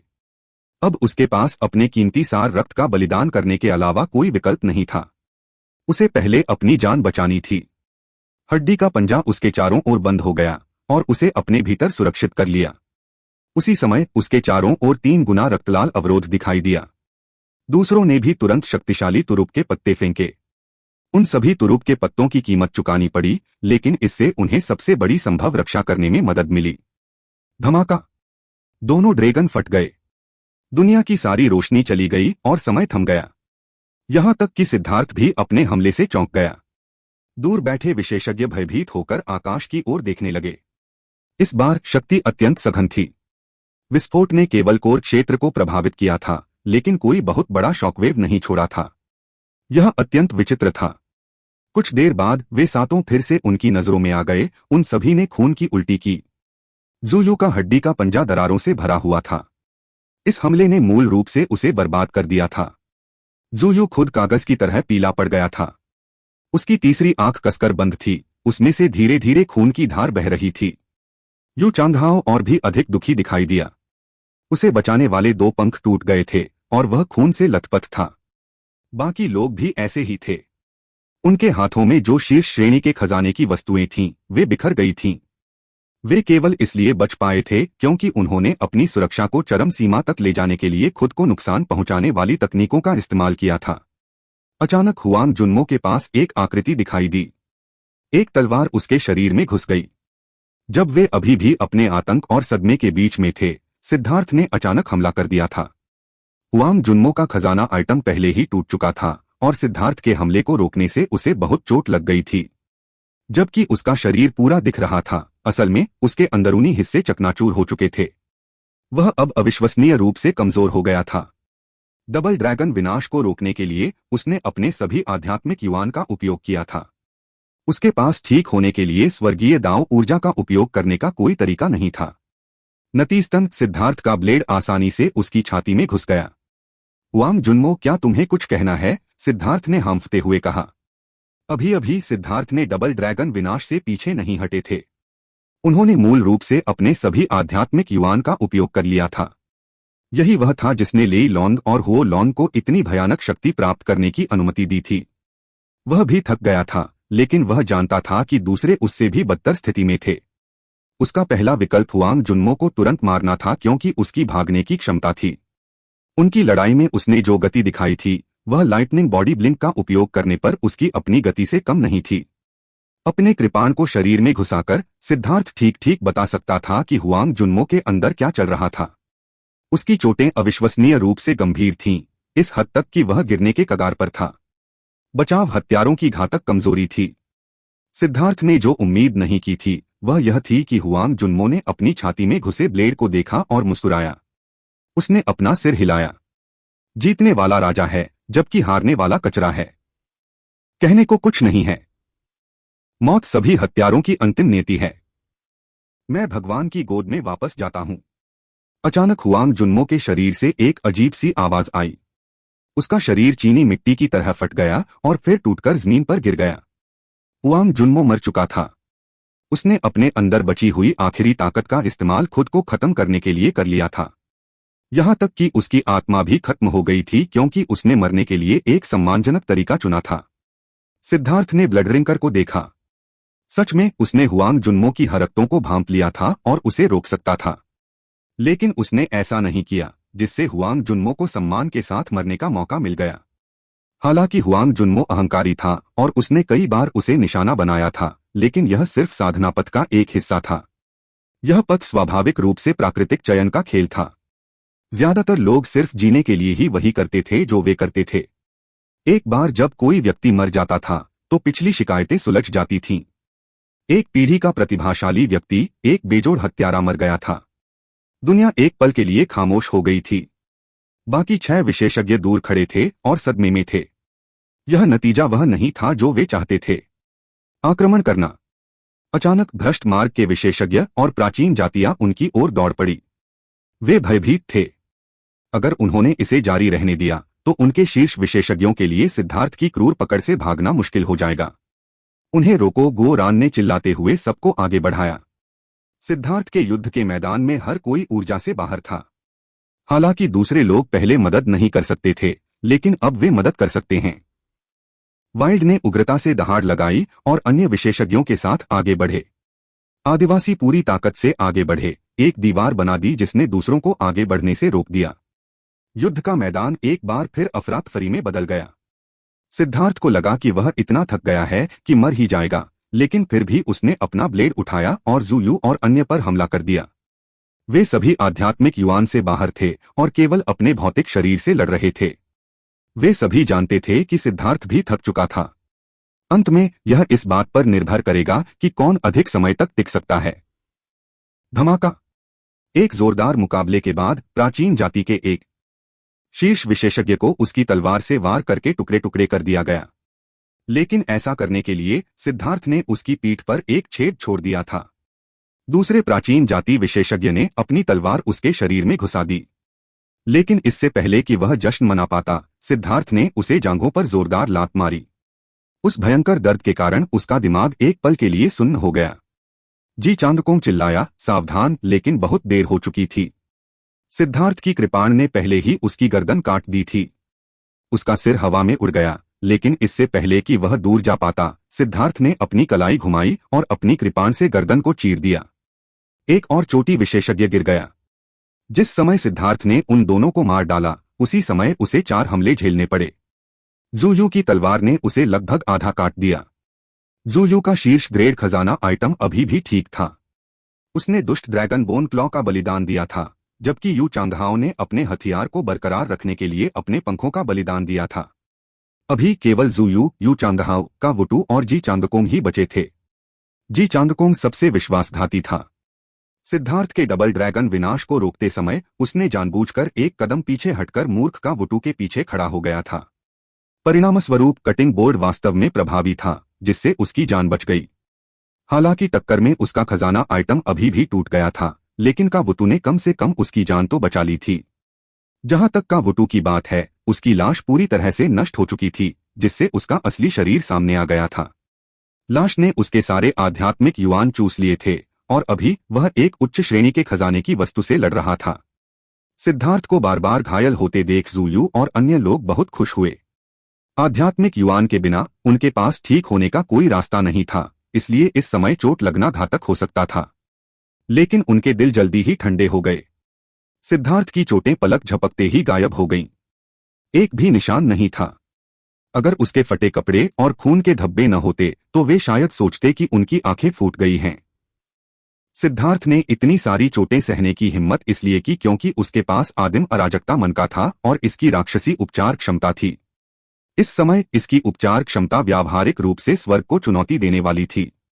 मिंग-क्यू और अन्य लोग भ्रष्ट मार्ग और प्राचीन जातियों के विशेषज्ञों को सहायता करने से रोक रहे थे। सौभाग्य से धर्मी विशेषज्ञ गायब हो गए थे। हालांकि मिंग-क्यू को सच्चाई का पता था। सच्चाई यह थी कि वे जमीन पर लेटकर मृत होने का नाटक कर रहे थे।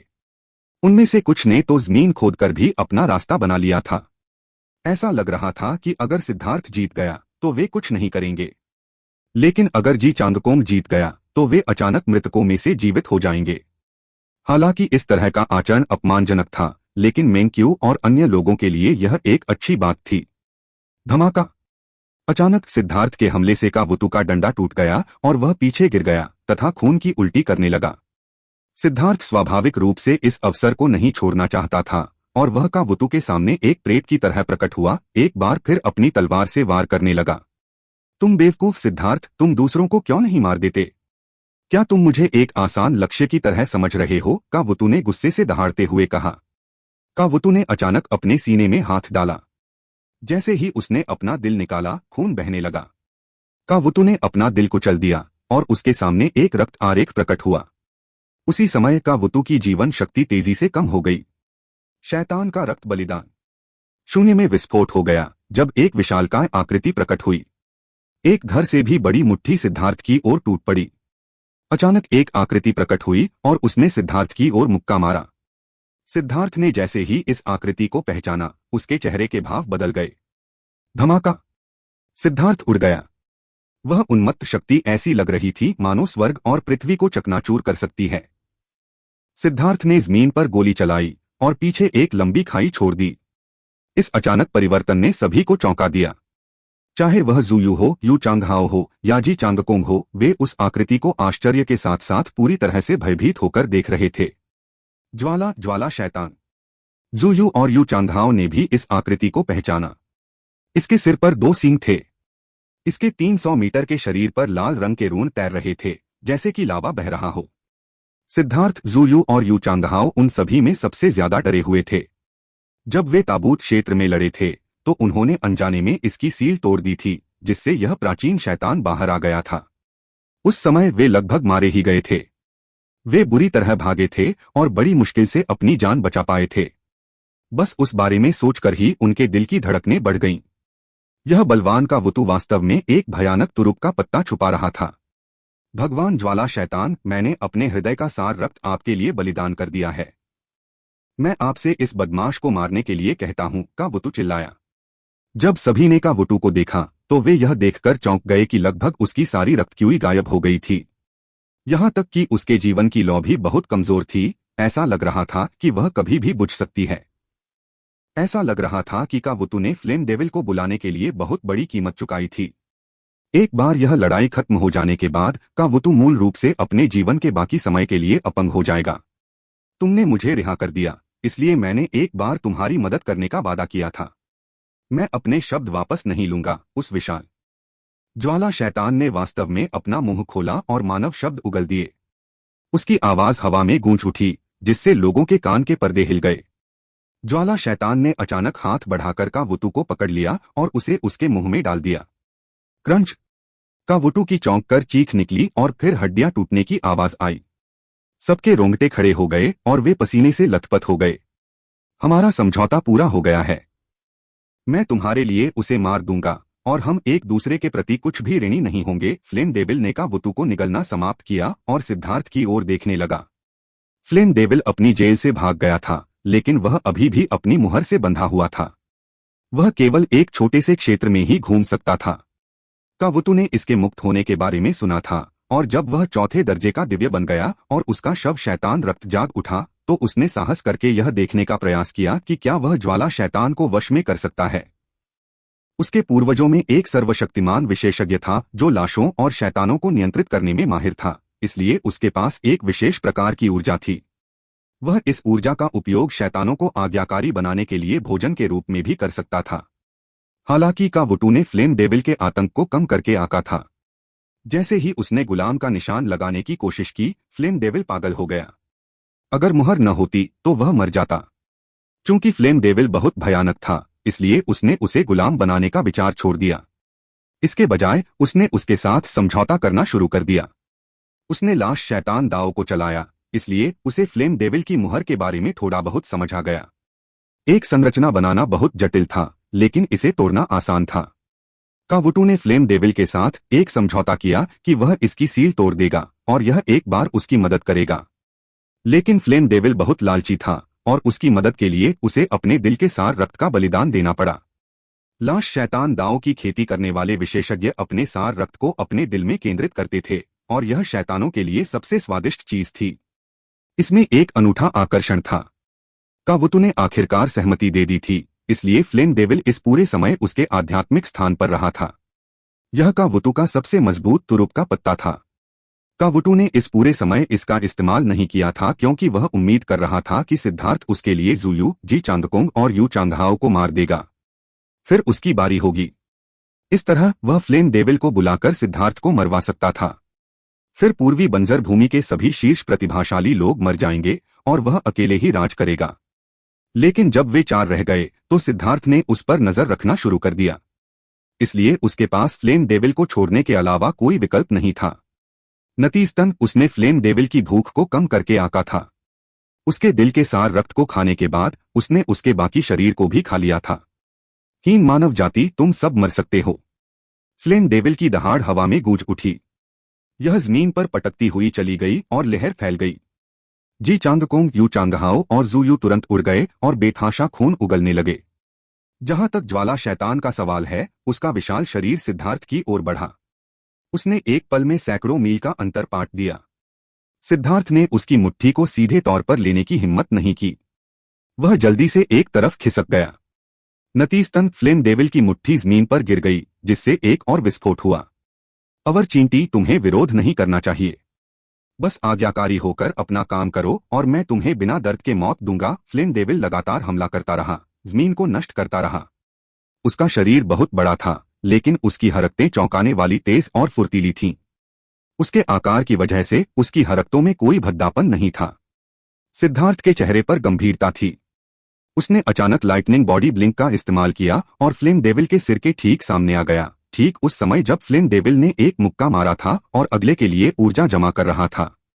सिद्धार्थ ने एक बार फिर ब्लड ड्रिंकर का असली शरीर बाहर निकाला। एक विशाल कृपांशवी फ्लेम डेविल के सिर पर वार कर दी गई। यह अज्ञात था कि क्या इसे बहुत लंबे समय तक बंद रखा गया था या यह एक सहज प्रवृत्ति थी, लेकिन इसने अपना सिर झुकाकर बचने की कोशिश की। हालांकि उसका सिर बहुत बड़ा था और वे बहुत करीब थे, इसलिए उसके लिए बचने का कोई रास्ता नहीं था। सिद्धार्थ की कृपाण उसके माथे पर साफ साफ लगी। धमाका! सिद्धार्थ की तलवार फ्लेम डेविल पर वार करने में कामयाब रही, लेकिन फ्लेम डेविल की हथेली भी उस पर लगी।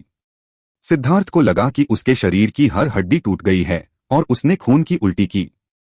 सिद्धार्थ, तांग वानेर ने कहा। जैसे ही वह उसे पकड़ने के लिए आगे बढ़ी, उसके चेहरे का भाव बदल गया। जल्दबाजी में हाथ की मुहर बनाते हुए 1 दर्जन हवा के जाल उसके सामने आ गए और सिद्धार्थ को पकड़ लिया। उन मजबूत हवा के जालों को भेद दिया गया, लेकिन सिद्धार्थ की गति थोड़ी कम हो गई। तभी तांग वानेर ने उसे पकड़ने के लिए हाथ बढ़ाया। हालांकि उसे अभी भी ऐसा लग रहा था जैसे कोई पहाड़ उस पर टूट पड़ा हो और वे दोनों वापस उड़ गए। तांग वानेर केवल 100 मील की दूरी पर स्थिर होने में कामयाब रही। हर कोई इस बात से भयभीत था कि फ्लेम डेविल कितना शक्तिशाली था। स्थिति एक बार फिर बदल गई थी। सभी ने लड़ना बंद कर दिया और फ्लेम डेविल को घूरने लगे। उसकी नजर सिर्फ सिद्धार्थ पर थी। प्राचीन जाति के विशेषज्ञ यू चांगहाओ की ओर उमड़ पड़े और भ्रष्ट मार्ग के विशेषज्ञ सभी जू यू की ओर बढ़ गए। अनगिनत मृत लोग जमीन से उड़कर जी चांगकों के साथ फिर से इकट्ठा हो गए। सिद्धार्थ अभी भी खून उगल रहा था। फ्लेम डेविल की शक्ति बहुत ज्यादा थी। बॉस गो रैन और अन्य लोगों ने देखा कि सिद्धार्थ की चोटें भयानक थीं। लगभग उसकी सारी हड्डियां दरारों से ढकी हुई थीं। सिद्धार्थ ने गहरी सांस ली। उसने आदिम अराजकता के अंदर देखा। जब उसने उपचार के लिए अपनी जीवन ऊर्जा बाहर निकाली तो उसने देखा कि जब तक वह पूरी तरह से ठीक हुआ, तब तक सभी विशाल पेड़ सूख चुके थे। इतनी लंबी लड़ाई और इतनी सारी चोटें खाने के बाद विशाल पेड़ आखिरकार इसे सहन करने में असमर्थ हो गए। इसके अलावा सिद्धार्थ का भौतिक शरीर पहले से ज्यादा मजबूत था, जिसका मतलब है कि उसे ठीक होने के लिए ज्यादा जीवन ऊर्जा की जरूरत थी। यह आखिरी बार था जब वह ठीक हो सकता था। फ्लेम डेविल ने दहाड़ते हुए एक बार फिर सिद्धार्थ पर हमला किया। उसे अपनी जिम्मेदारियों को पूरा करना था और सिद्धार्थ को मारना था, तभी वह अपनी आजादी वापस पा सकता था। बॉस, हमें क्या करना चाहिए? गो रैन ने तत्काल पूछा। वाइल्ड, तुम सबको एक पल के लिए इसे रोकने के लिए प्रेरित करते हो। मुझे एक बड़ा कदम उठाने के लिए समय चाहिए, सिद्धार्थ ने कहा। उसने गहरी सांस ली। ठीक है, वाइल्ड ने तुरंत बारबेरियन ब्लड ब्रॉन्ज बॉडी का उपयोग करते हुए आगे की ओर छलांग लगाई। अरे, मेरी बात अभी खत्म नहीं हुई। जल्दी से उसकी मदद करो। मेरे लिए रुक जाओ, सिद्धार्थ ने कहा। Ming Qiu, Tang Waner, Yu Ji Feng, Song Mingyuan, Li Qiu और गुओ रान सभी 3 पृथ्वी ड्रैगन और red eye sacred blood phoenix के साथ उड़ गए। धमाका! वाइल्ड ने पहले ही फ्लेम डेविल के साथ मुकाबला कर लिया था। पूरे युद्ध के मैदान में वाइल्ड के पास ही सबसे ज्यादा ताकत थी, फ्लेम डेविल को छोड़कर। वह पूरे समय अपनी थकावट की भरपाई करता रहा। जैसे ही वह लड़ना बंद करता, वह और खाना निकाल लेता। इस भीषण लड़ाई के कारण अब उसका सारा राशन खत्म हो गया था। हालांकि उसकी शक्ति अभी भी अपने चरम पर थी। अफसोस की बात है कि अपनी चरम अवस्था में भी वह फ्लेम डेविल को रोक नहीं सका। उनके पहले आदान प्रदान में वह पीछे हट गया, उसके हाथ से खून बह रहा था, लेकिन वह आगे बढ़ना जारी रखा। सौभाग्य से इस समय बाकी सभी लोग आ गए। खजाने की वस्तुएं हवा में उड़ गईं, शक्तिशाली हमले किए। 4 जादुई जानवरों के साथ मिलकर वे मुश्किल से फ्लेम डेविल को रोकने में सक्षम थे। हालांकि फ्लेम डेविल की शक्ति उनकी कल्पना से परे थी। वाइल्ड के अलावा जो सीधे वार झेलने में सक्षम था, बाकी सभी अपनी पूरी कोशिश के बिना उसे रोक नहीं सकते थे। साथ मिलकर काम करने के बावजूद किसी भी समय मारे जाने का खतरा था। गुयांग एक हमले में लगभग मारा गया था, लेकिन मेंग क्यू ने उसके लिए फ्लेम डेविल को रोकने के लिए एक उच्च श्रेणी के खजाने की वस्तु का बलिदान दिया। फ्लेम डेविल की मुट्ठी से मारे जाने पर वह खजाना वस्तु फट गई। सौभाग्य की बात यह थी कि अब वे अमीर हो गए थे। उनमें से प्रत्येक के पास कई उच्च श्रेणी के खजाने की वस्तुएं थीं। कुछ समय बाद उन खजाने की वस्तुओं का त्याग करना ही उनके लिए ज्वाला शैतान को रोकने का एकमात्र तरीका था। यहां तक कि मेंग क्यू के 8वें रैंक के पृथ्वी ड्रैगन को भी ज्वाला शैतान द्वारा एक ही शॉट में मार दिया जा सकता था। उन्हें इस तरह की खूनी, खतरनाक लड़ाई लड़ते देख सभी आदिवासियों ने अपनी मुट्ठियां भींच लीं, लेकिन वे मदद करने में असमर्थ थे। उनके पास दिल तो था, लेकिन ताकत नहीं थी। अचानक फ्लेम डेविल ने दहाड़ लगाई और वाइड को उड़ा दिया। उसके कंधे की हड्डियां उसकी त्वचा से टूट गईं, लेकिन वाइड ने लड़ाई जारी रखी। हालांकि शक्ति में अंतर खुद को दिखाना शुरू कर रहा था। एक और मुट्ठी से उसने वाइड को एक बार फिर उड़ा दिया। उसके हाथों में प्रकाश के 2 गोले दिखाई दिए और उसने अचानक उन्हें एक साथ मिला दिया। एक उन्मत्त आभा फूट पड़ी। घृणित मनुष्य, तुम सब मर सकते हो। ज्वाला शैतान ने संयुक्त ग्लोब को जमीन पर पटक दिया और मिंकवी तथा अन्य लोगों में मृत्यु की अनुभूति भर गई। उग्र ज्वाला जेल। जैसे ही वह भयंकर आक्रमण होने वाला था, दिव्य मंत्रोच्चार से वायु गूंज उठी। फ्लेम डेविल ने जो ग्लोब बुलाया था वह उसकी मूल ऊर्जा से बना था। उसे रोके जाने पर गुस्सा आ गया था और वह अधीर हो गया था, इसलिए वह अपने अंतिम हमलों में से एक को शुरू करने की तैयारी कर रहा था। एक बार जब वह हमला हो गया तो उसे पूरा भरोसा था कि वह उसे रोकने वाली सभी चींटियों को मार सकता है। यह हमला ऐसा नहीं था जिसे फ्लेम डेविल जब चाहे तब कर सकता था। अगर उसे रोके जाने पर गुस्सा नहीं आता तो वह अपनी मूल ऊर्जा को इस तरह बलिदान करने के लिए तैयार नहीं होता। जैसे ही उसका हमला फूटने वाला था, उसके चारों ओर हवा में अनगिनत ज्वालाएं संघनित हो गईं। लपटों के स्तंभ हवा में उड़ गए, जिससे 1 मील लंबी जेल बन गई जिसने उसे बीच में फंसा दिया। यह वह क्षण था जब ज्वाला शैतान का हमला फूट पड़ा। धमाका। मेंग क्यू के पृथ्वी ड्रैगन ने अपने विशाल शरीर का उपयोग करके सभी के हमले को रोक दिया, लेकिन उस ग्लोब का विस्फोट बहुत भयानक था। पृथ्वी ड्रैगन खूनी गंदगी में तब्दील हो गया था, यहां तक कि उसके अंदरूनी हिस्से भी रिस रहे थे और वह मौत के कगार पर पहुंच गया था। हालांकि इससे उनका रास्ता अवरुद्ध हो गया, जिससे बाकी सभी को केवल कुछ चोटें ही आईं। मेंग क्यू को दर्द का एहसास हुआ। अभी तक उसने पृथ्वी ड्रैगन को उनके लिए अवरोध करने का आदेश नहीं दिया था। वह इसे रोकने के लिए सोल सप्रेसिंग टॉवर का उपयोग करने की तैयारी कर रही थी, लेकिन पृथ्वी ड्रैगन को चिंता थी कि उसे इसका खामियाजा भुगतना पड़ेगा और उसने उसके सामने हमला कर दिया, जिससे वह भावुक और दोषी महसूस करने लगी। उसने जल्दी से उसे अपने आध्यात्मिक स्थान पर वापस कर दिया। सौभाग्य से पृथ्वी ड्रैगन में ड्रैगन जाति के रक्त का एक अंश था। उसका शरीर अत्यंत शक्तिशाली था। हालांकि वह मृत्यु के कगार पर था, लेकिन वह मरेगा नहीं। लेकिन ठीक होने में निश्चित रूप से बहुत समय लगेगा। सच में मेंग क्यू और अन्य लोगों के बचने का मुख्य कारण उग्र ज्वाला जेल था। इस पर सबसे अधिक प्रभाव पड़ा था। पृथ्वी ड्रैगन को जो कुछ मिला था वह कुछ झटकों के अलावा और कुछ नहीं था। सिद्धार्थ पसीने से लथपथ था। उसके पास जो आध्यात्मिक युआन बचा था उसे अब उग्र ज्वाला जेल ने सोख लिया था। सौभाग्य की बात यह थी कि निर्वाण शास्त्र का उपयोग करने के लिए उसे आध्यात्मिक युआन की आवश्यकता नहीं थी। जैसे ही मंत्रोच्चार पूरे वातावरण में गूंजने लगा, दुनिया की सारी ज्वाला ऊर्जा उसकी ज्वाला जेल में उमड़ पड़ी। हर कोई मदद करो। उग्र ज्वाला मौत का प्रहार। सिद्धार्थ ने अचानक अपने हाथ की मुहरें बदल दी और जेल तेजी से सिकुड़ने लगी। सिद्धार्थ निर्वाण शास्त्र का उपयोग करके ज्वाला शैतान को कुचलना चाहता था।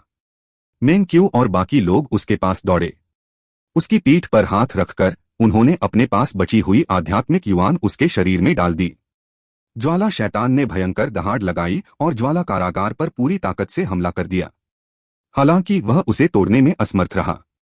जब सिद्धार्थ ने पहले रैगिंग फ्लेम जेल का इस्तेमाल किया था तो इसकी ज्वाला जंजीरें केवल 1 उंगली की चौड़ाई की थीं।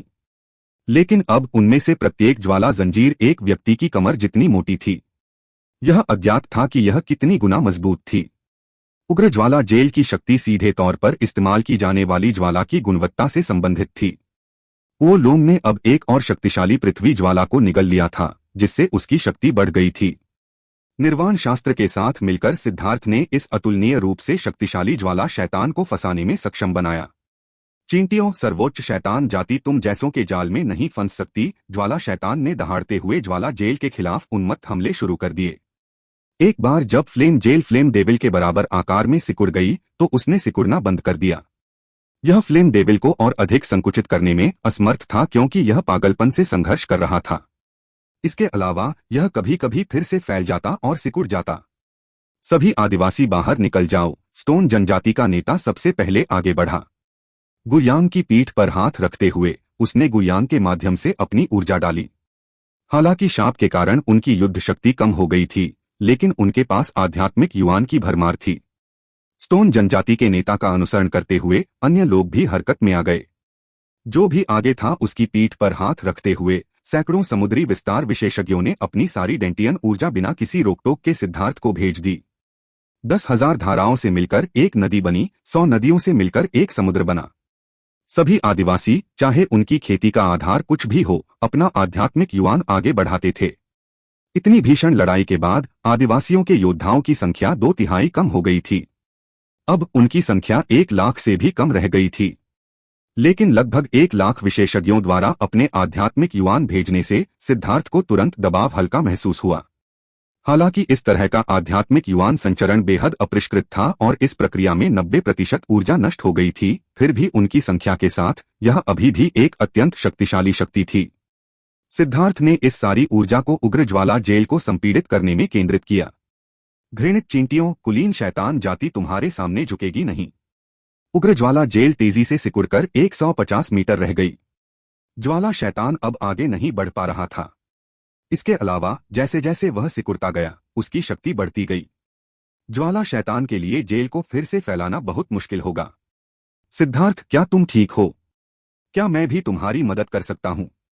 अचानक दूर खड़े ज़ुयू ने व्यंग्य किया, जिससे सिद्धार्थ और अन्य लोगों के चेहरे के भाव बदल गए। ज़ुयू ने हाथ की मुहरें बनाई और उसके पीछे एक भ्रामक आकृति प्रकट हुई। वह एक शैतान की छवि थी। उसके लंबे बाल जमीन को छू रहे थे और उसके मुंह से लंबे दांत निकले हुए थे। वह अविश्वसनीय रूप से सजीव दिख रहा था। उसने तुरंत एक खंजर निकाला और अपनी लंबी जीभ पर एक कट बना लिया। काला खून बह निकला। जैसे ही काला खून बह निकला, ज़ुयू की तीसरी आंख खुल गई। उसकी आंख में एक विचित्र रून उभरा और वह काला खून उस पर गिर गया। यमराज रक्त अभिशाप। उसकी तीसरी आंख से एक शैतानी छवि निकली और सिद्धार्थ की ओर बढ़ी। पूरी दुनिया मौत की क्यूई से भर गई, जैसे कि यह शापित हो।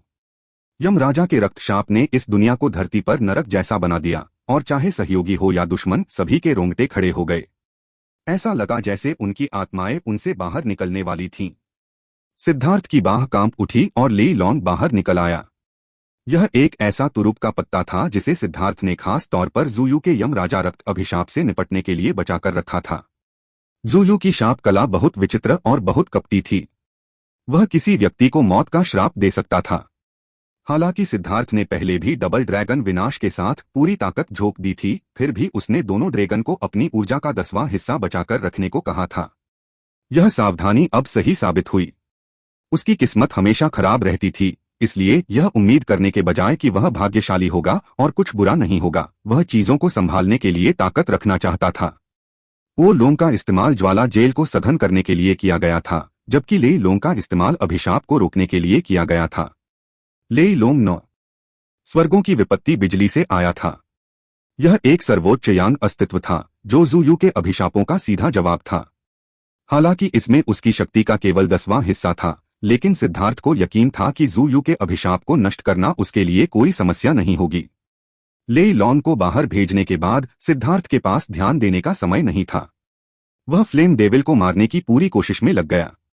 उसे उसे जितनी जल्दी हो सके मारना था, नहीं तो अगर जू यू ने फिर से हमला किया तो यह मुसीबत बन जाएगा। सिद्धार्थ, मुझे भी तुम्हारी मदद करने दो, हा हा हा। जी चांगकोंग अचानक हंस पड़ा।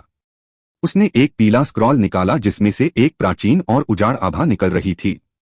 स्थानिक विस्थापन। जी चांगकोंग ने दुष्टता से मुस्कुराया। उसके हाथ में एक रून आया और उसने उसे प्राचीन स्क्रॉल के सामने दबाया। प्रकाश की एक किरण लेई लोंग पर चमकी। अंतरिक्ष घूम गया और लेई लोंग उनकी नजरों से ओझल हो गया। जब वह दोबारा दिखाई दिया तो वह हजारों मील दूर था। हा हा हा, मरो सिद्धार्थ, जी चांगकोंग ने हंसते हुए कहा। उसके हाथ में मौजूद प्राचीन स्क्रॉल धूल में बदल गया। यह एक बार इस्तेमाल होने वाली वस्तु थी। आमतौर पर इसका कोई उपयोग नहीं होता था, लेकिन अब यह सिद्धार्थ को मारने के लिए सबसे अच्छा तुरुप का पत्ता बन गया। इस अचानक परिवर्तन ने सिद्धार्थ को भी चौंका दिया। जब तक उसे एहसास हुआ कि क्या हो रहा है, तब तक यमराज रक्त अभिशाप उसके सामने था। सिद्धार्थ का दिमाग खाली हो गया। इस तरह के अभिशाप से बचा नहीं जा सकता था।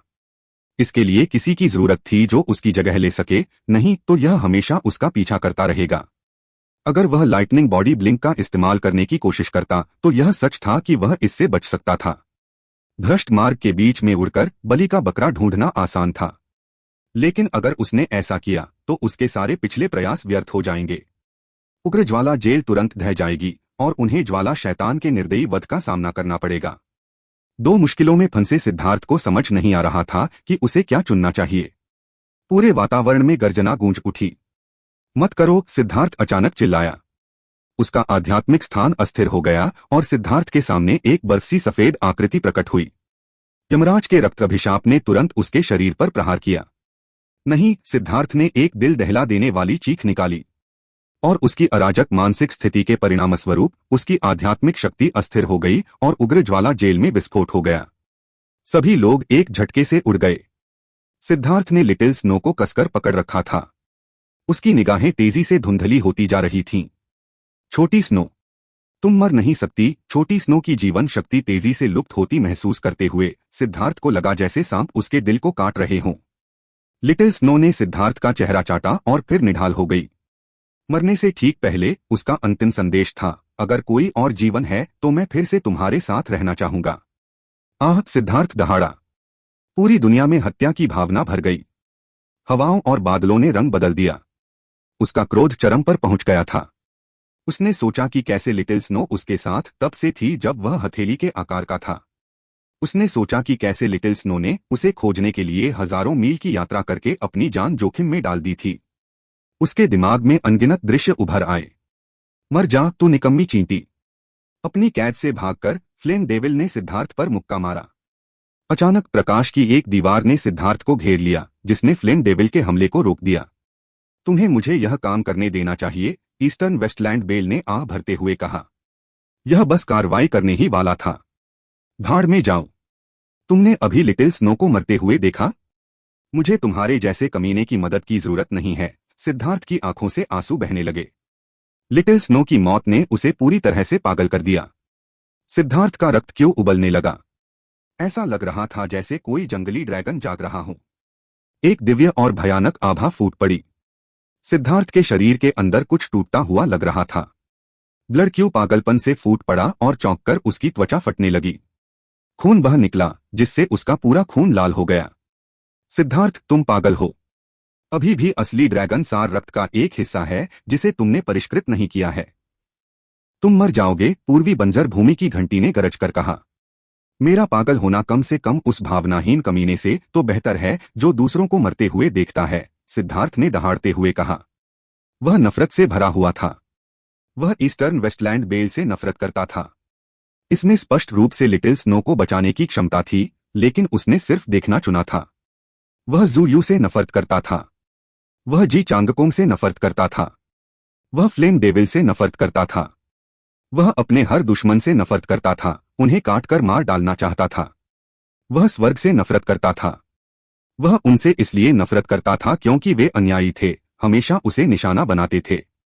वे न केवल उसे खत्म करना चाहते थे, बल्कि उसके साथ रहने वाले हर व्यक्ति को भी खत्म करना चाहते थे। वह खुद से भी नफरत करता था। उसे अपनी कमजोरी से भी नफरत थी। उसने हर संभव चीज का हिसाब रखा था, लेकिन फिर भी वह एक कदम पीछे रह गया, जिसकी वजह से लिटिल स्नो को अपनी जान देनी पड़ी। जैसे ही सिद्धार्थ ने गुस्से से दहाड़ना शुरू किया, उसकी रक्तक्यूई उबलने लगी और उसकी सारी त्वचा फट गई। उसका खूनी रूप भयावह था। सिद्धार्थ सिद्धार्थ को उसकी पागल अवस्था में देखकर उन्हें ऐसा लगा जैसे ब्लेड उनके दिलों में चुभ रहे हों। वे सभी सिद्धार्थ और लिटिल स्नो के बीच की गहरी भावनाओं के बारे में जानते थे। वे जानते थे कि उसे इस समय किस तरह का दर्द महसूस हो रहा होगा। हालांकि सिद्धार्थ को हंस नामजाक करना पसंद था, लेकिन वह अपने आसपास के हर एक व्यक्ति की बहुत परवाह करता था। वह उनमें से किसी के लिए भी अपनी जान जोखिम में डालने को तैयार था, किसी भी शक्तिशाली दुश्मन से लड़ने को तैयार था। लेकिन वह अपने किसी करीबी को खोने का दर्द बर्दाश्त नहीं कर पा रहा था। ग्रीन ड्रैगन बैटल आर्मर, यहां से चले जाओ, सिद्धार्थ ने गुस्से से दहाड़ लगाई और उसके अंदर से और भी खून बहने लगा। यहां तक कि उसके आसपास की जमीन भी लाल हो गई। धमाका! अमरपथ का पूरा पूर्वी भाग तीव्रता से कांप उठा। सिद्धार्थ को केंद्र में रखकर एक विशाल क्यूई स्तंभ बादलों को उड़ाते हुए आसमान में उड़ गया। क्या जू यू जी चांदकोंग और यू चांदहाओ सभी भयभीत थे। वह स्पष्ट रूप से अपनी चरम शक्ति तक पहुंच चुका था। तो ऐसा कैसे हुआ कि उसकी शक्ति अब अचानक इतनी विस्फोटक रूप से बढ़ रही थी। उसी समय असीम ब्रह्मांड के भीतर दो बड़ी आंखें धीरे धीरे खुलीं। उनकी निगाहें अनगिनत तारों को चीरती हुई एक ऐसी दुनिया में जा टिकी जो धूल के कण जैसी दिख रही थी। बहुत धीमा। उन आंखों के स्वामी ने उदासीनता से आह भरी और एक बार फिर अपनी आंखें बंद कर लीं, मानो उसे किसी चीज की परवाह ही न हो। जैसे ही विशाल क्यूई स्तंभ बादलों में ऊपर उठा, ऐसा लगा जैसे पत्थर भारहीन हो गए हों। वे आकाश में तैरने लगे और फिर सभी की भयभीत निगाहों के सामने वे नष्ट हो गए। यह बहुत पागलपन है। क्या सभी युवा अब इतने बुद्धिहीन हो गए हैं? वे अपनी जिंदगी को एक झटके में बर्बाद कर देंगे? या फिर मैं वाकई बूढ़ा हो गया हूं और उम्र के साथ तालमेल नहीं बिठा सकता? खून से लथपथ सिद्धार्थ को देखकर ईस्टर्न वेस्टलैंड बेल ने आह भरी। धमाका! अचानक एक और विस्फोट ने धरती को हिला दिया। एक बहुत बड़ा तूफान आया और फिर उतनी ही तेजी से गायब हो गया। हवा में धूल जम गई और दुनिया फिर से शांत हो गई। क्या? जब धूल जमी और उन्होंने वह आकृति देखी तो सभी लोग हैरान रह गए। सिद्धार्थ हरे रंग के शल्कों से ढका हुआ था, उसके माथे पर ड्रैगन के आकार का निशान था। वह जो दिव्य आभा छोड़ रहा था, उससे ऐसा लग रहा था जैसे वह सचमुच एक पुनर्जन्म वाला ड्रैगन था। मारना! सिद्धार्थ की दहाड़ हवा में गड़गड़ाहट की तरह थी। पैर के एक ही धक्के से वह फ्लेम डेविल के सामने पहुंच गया। अब उसके शरीर से कोई आभा नहीं निकल रही थी, न ही कोई आध्यात्मिक युवान में उतार चढ़ाव था, क्योंकि उसका आध्यात्मिक युवान पूरी तरह से समाप्त हो चुका था। उसके पास केवल एक ही चीज बची थी, वह थी उसके भौतिक शरीर की शक्ति।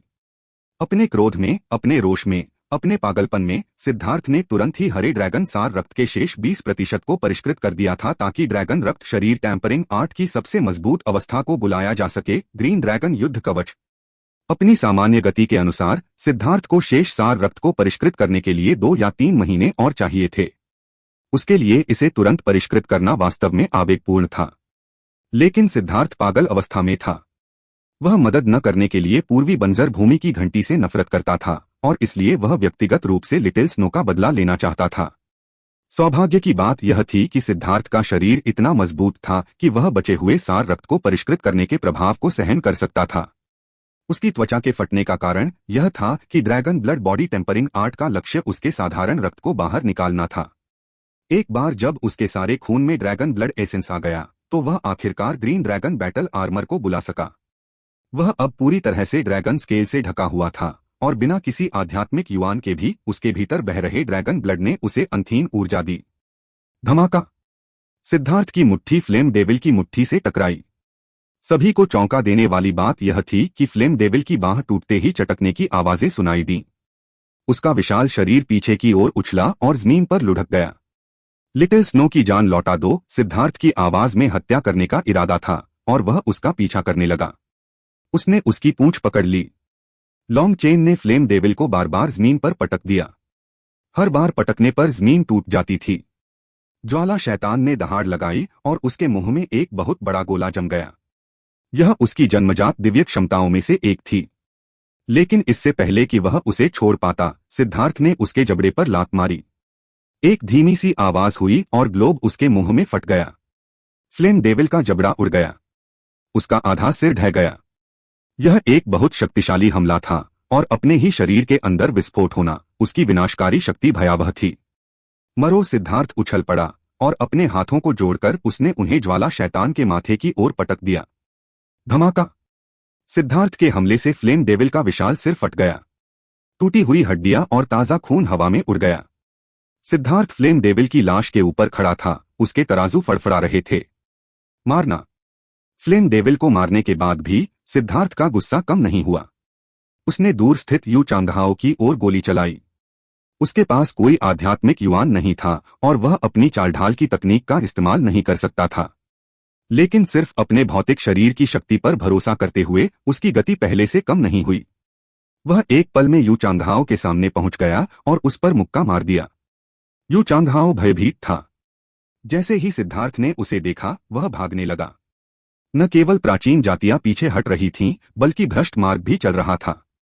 जहां तक धर्मी विशेषज्ञों की बात है तो वे बहुत पहले ही गायब हो चुके थे। यह कहने की जरूरत नहीं थी कि धर्मी विशेषज्ञों को सबसे अच्छी दृष्टि का आशीर्वाद प्राप्त था। जैसे ही सिद्धार्थ ने एक ही मुक्का मारकर फ्लेम डेविल को उड़ा दिया, वे चुपके से खिसकने लगे। जहां तक प्राचीन जातियों और भ्रष्ट मार्ग का सवाल है, वे सिर्फ मूर्खतापूर्वक देख रहे थे। अब जब सिद्धार्थ ने अपनी नजरें उन पर घुमाईं, तब जाकर वे अपनी अचंभित स्थिति से बाहर आ पाए। यू चांगहाओ ने जल्दी से अपने धनुष को सक्रिय करने के लिए अपने अनिवार्य रूप से समाप्त हो चुके आध्यात्मिक युआन को प्रसारित किया। यह शीर्ष श्रेणी का खजाना आइटम धनुष एक ही झटके में उड़ गया क्योंकि इसमें पर्याप्त आध्यात्मिक युआन नहीं था। उसी समय यू चांगहाओ का शरीर फट गया। अब जबकि सिद्धार्थ ने ग्रीन ड्रैगन बैटल आर्मर को बुला लिया था, उसके भौतिक शरीर की शक्ति को अब मानव के रूप में वर्णित नहीं किया जा सकता था। एक हरे ड्रैगन की शक्ति के साथ कोई भी उसे रोक नहीं सकता था। धनुष टूट गया था और व्यक्ति मर चुका था। प्राचीन जातियों के शीर्ष विशेषज्ञ अब गिर चुके थे।